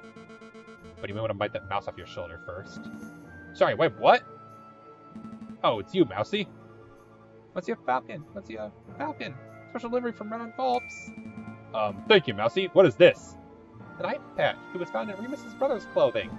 Remus's brother's? Does an eye patch belong to Judge Romulus? That's interesting. Where is Romulus? There's no time, monsieur. Kinda true, huh? Yep. There's no time, monsieur. Just take it. Take it. Eye patch has been out of your evidence folder. I have to run, monsieur, but you have to do your best. Monsieur Phelps and Sparrowson believe in you. Sparrowson. You've seen Sparrowson. How is he? There's no time, monsieur. Good luck. Are we quite done, Falcon? Very much so. Let's begin this trial. Okay. Let's remember what the friar said. Mademoiselle approached the police line with her hands in the air. All of a sudden, the brutal police officer yelled, "Get back, you filthy rebel!" He drew his gun and shot the girl point blank through the chest. Friar Remus claimed the girl was shot point blank in the chest. The girl was clearly shot in the back. I know. I remember seeing the bullet wound for myself. Well, it's quite a glaring inaccuracy in the wolf's testimony. It is an accuracy, but it is an irrelevant accuracy. Does it really matter if the girl was shot in the front or the back? Either way, the girl died at this pig's hands. It does matter. If the girl was shot from the front, and a complete confrontation turned ugly. But if shot in the back, then what? And the summoned target and assassinate her before she could even react. That doesn't paint the inspector in a particularly flattering light, Falcon. But I'm missing the point. Shot in the back breaks the currently established narrative. The girl was targeted and murdered as a stealthy professional attack.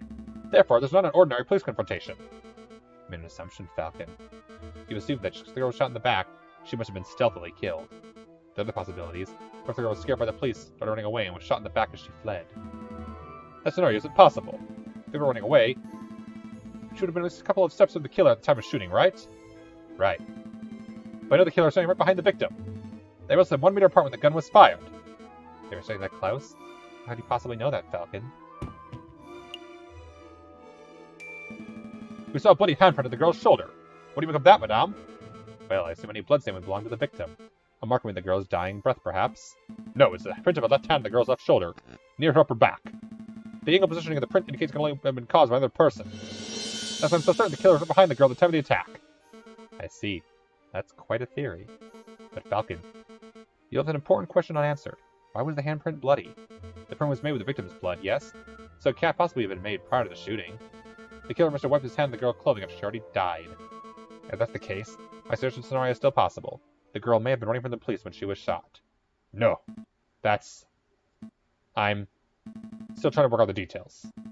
But I know the print was made prior to the shooting. Maybe the shooter was injured and his hand was already covered in blood. You talked about breaking the established narrative. Now you present me with that baseless drivel. Well, where do we go from here? How does this handprint now really affect the situation? Heh.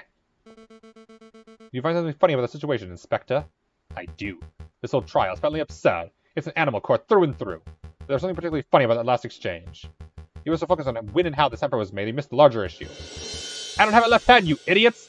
I can possibly miss this mark! Oh, right, of course. Well, madame, what do you say to that? Yeah, I completely forgot about that. He doesn't have a left hand, so he kind of can't leave a left hand print.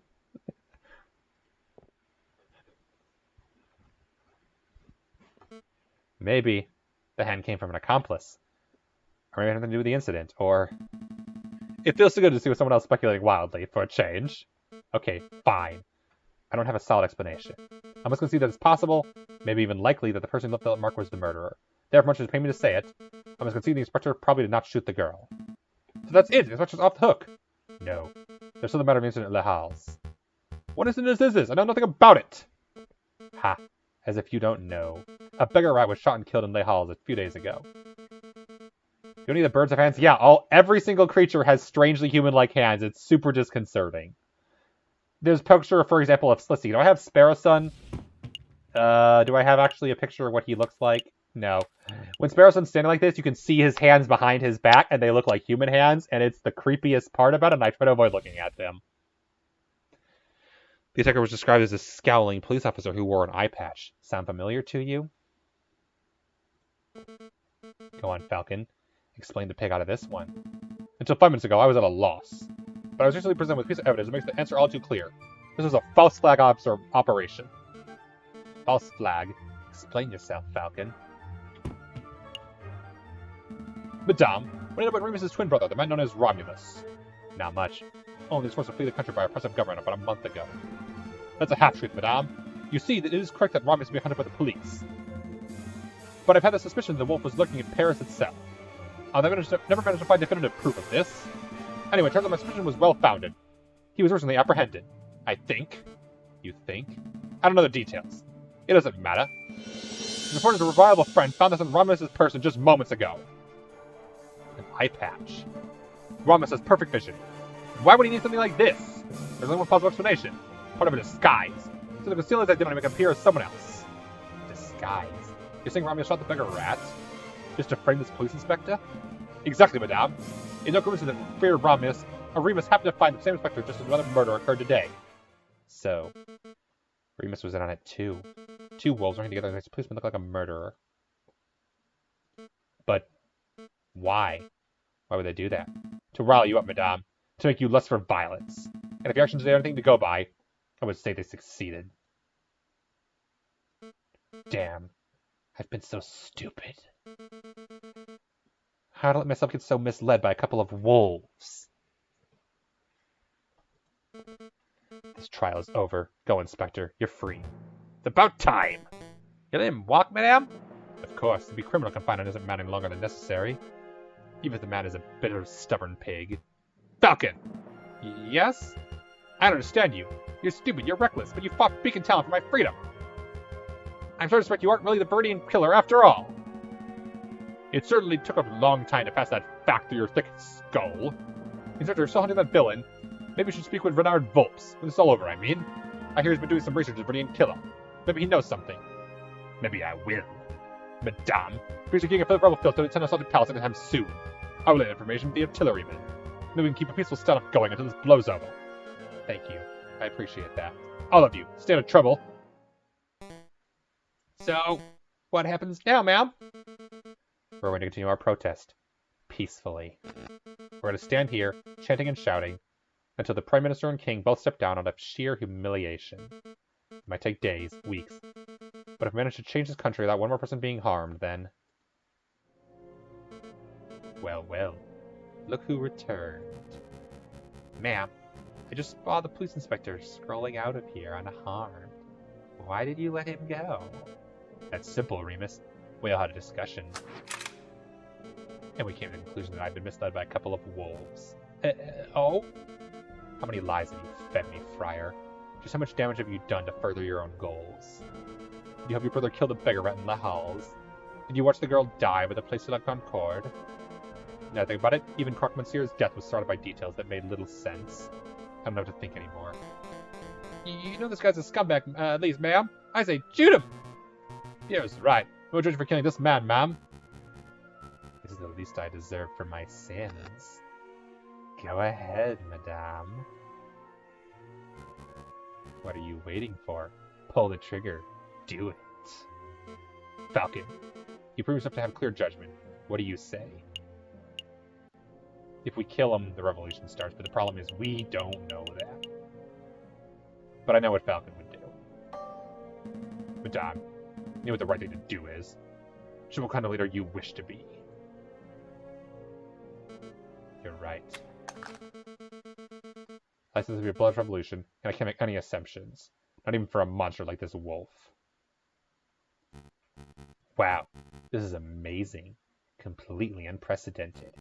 You buckled all my expectations, avoided every temptation, and opted for an option that shouldn't even exist. Well done, Madame. Well done, Falcon. You've demonstrated the power of pacifism in its purest form. But unfortunately for both of you, I'm no pacifist. Everyone, get down!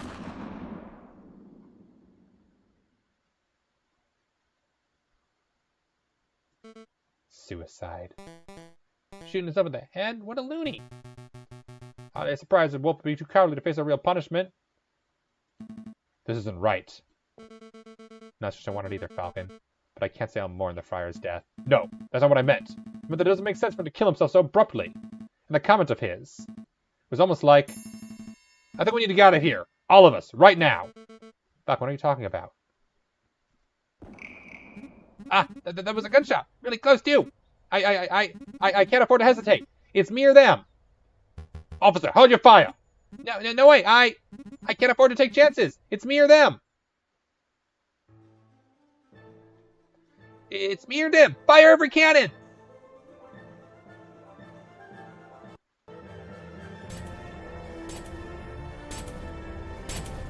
Should have left the flashing lights warning on.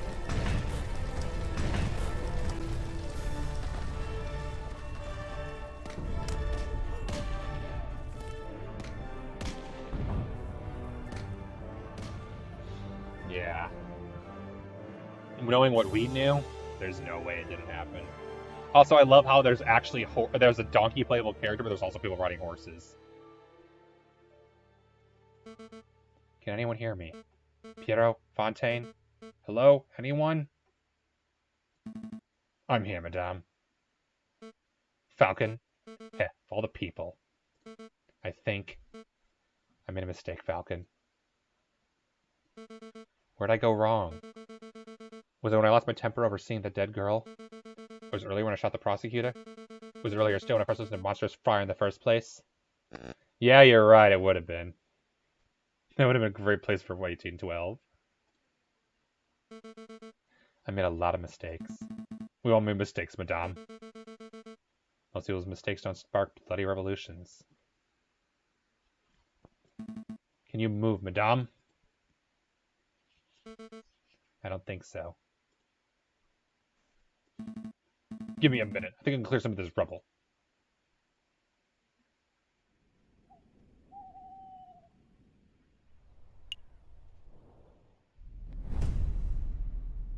The final day.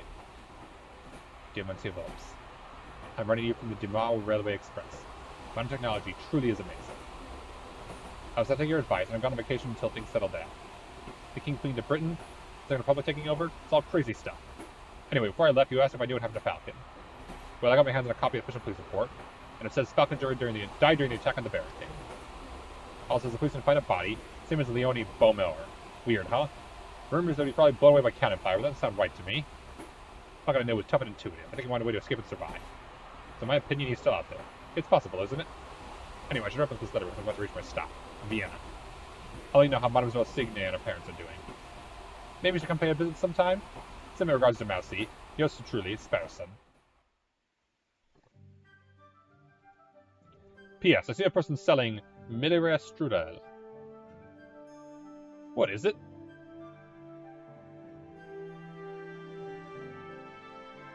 P.P.S. Delicious. That's what.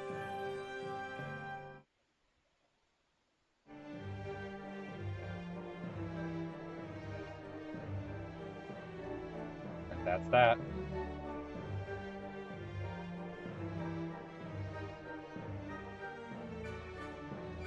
That's the revolution. I see what they meant by the most realistic ending, because it turned violent and Sucked for everyone. Not really a happy ending for anybody. Ending 1, 4A was obviously the darkest ending, for sure, no question about that. 4B was the happiest ending, easily. All the characters kind of got out alive and the wolves ended up dead. This ending, Sylvius was captured, Remus is dead, but so are, like, say, Fontaine and Piero. And presumably, possibly the Lioness as well, or Beaumont. And Falcon's MIA, and Sparrow's leaving the country. As is the king, obviously. And in that case, that's that. You reach the end of Route C, Fraternite.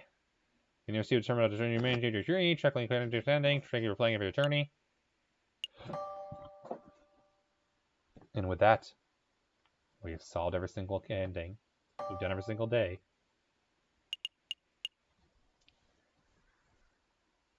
Game complete.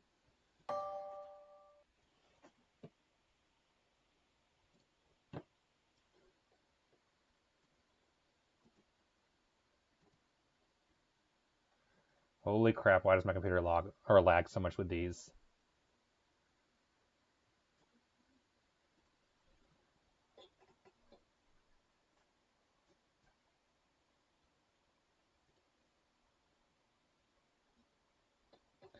For the record, this is not exactly a secret thing. You can always just come here yourself if you really want.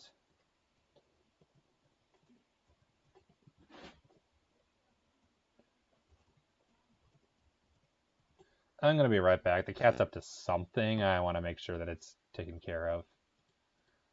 Milam strudel does look tasty. Nice. I'm going to be right back. I want to know what the heck the cat's doing. Give me a moment. And then I will look at your strudel.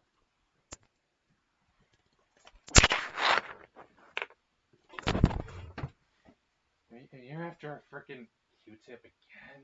Never mind, I know what the cat's up to.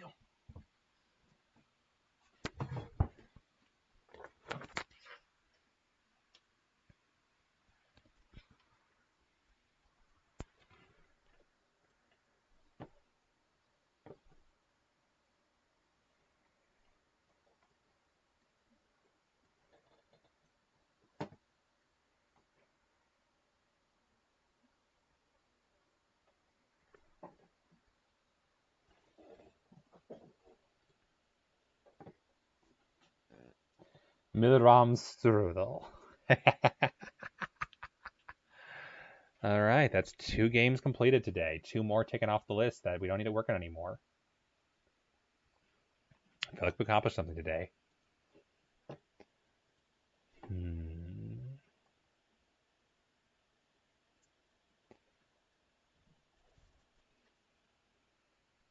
I don't know my work schedule for next week yet, so I actually don't know when Undertale is going to be continued. Worse, like the week after, I already know they've scheduled me Monday through Friday. So in 2 weeks, there'll be no weekday stream at all. I'm off all day Saturday and Sunday. Definitely a Saturday stream. No idea about a Sunday stream. I don't know if I can handle that, given that I'm working 5 days, 8 a.m. to 11 p.m. in a row. I don't think I'll be able to do a Sunday stream before that. I don't want to exhaust myself. So there may be only one stream that weekend. So hey, 2 vlogs that week. I'll record that tomorrow. Busy, busy.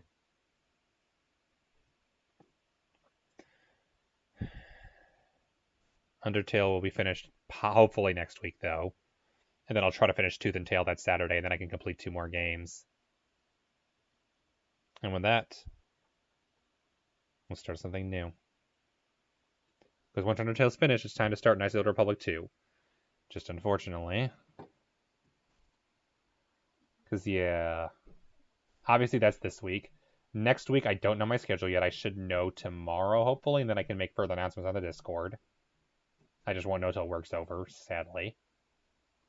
The week after, I work all days. I don't work Thanksgiving Thursday, so that might be a stream. We'll see how busy I am, how tired I am. No idea. Speaking of tired, I was going to do Tooth and Tail today. I'm debating if I do or if I just go to bed because I work tomorrow. Classic, I just realized that my camera is over my over my calendar. Damn it. There is no good place for a face cam. Not that it's a very good face cam right now, given the how new chair I have that's taller. Yeah. And also, to be honest, given my track record, I had this bad habit of doing really bad at strategy and puzzle games late at night. So it's probably a bad idea to start Tooth and Tail right now. And I definitely can't stay up very late. I have to get laundry done before I go to work tomorrow, else I'm in trouble. So I think I'm going to call it here. Like I said, I don't know when the next stream day is. Sad. I enjoy the streaming. I really do. This is relaxing. I really enjoy this. It just sucks that with work being what it is, there's a good chance it's going to be a long time before I have a normal schedule again. It's possible, like it's a temp job through January, but it's possible I'll have to keep it longer than that. It's possible it could be up to a year before I have a regular schedule again, which sucks, but it is what it is. Figure it out.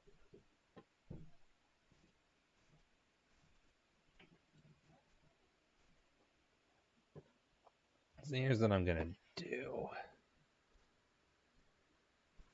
I'm gonna go raid someone. I'm gonna go to a Discord that I'm on. I'm gonna see who's live right now. Looks like no one else went live after I did. Wow.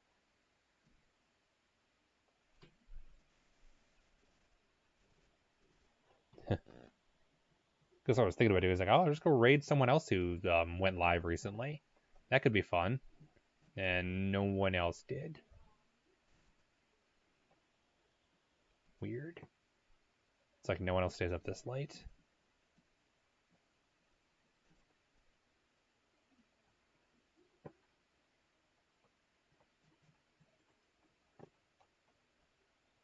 Yeah, no, it looks like oh,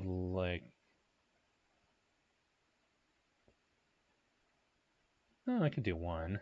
Found someone. Never rated before. That could be fun. I'm gonna Google them or check them quickly and see what's going on. Not Google, Twitch search. Okay, I'm gonna mute desktop audio quickly.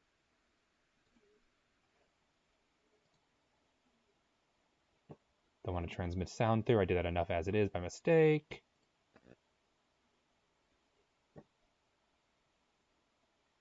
Yeah, that could be fun. Write a new person.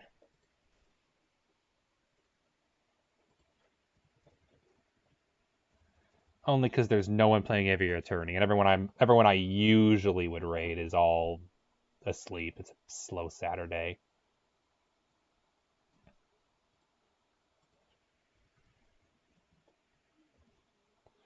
Or they're playing Fortnite and I refuse. I refuse to indulge. I got principles, you know? So instead, we're going to raid Crazy Sunshine, who's doing some new Final Fantasy XIV content, because I feel like raiding just someone new from another Discord. Don't really have a Discord message or anything, or a raid message or anything like that, other than just my usual Raidy McRaid. You've seen it before. Let's do that. I'll let you guys know as soon as I have something for the message. Thank you guys for being here. I appreciate it. You're great. See ya.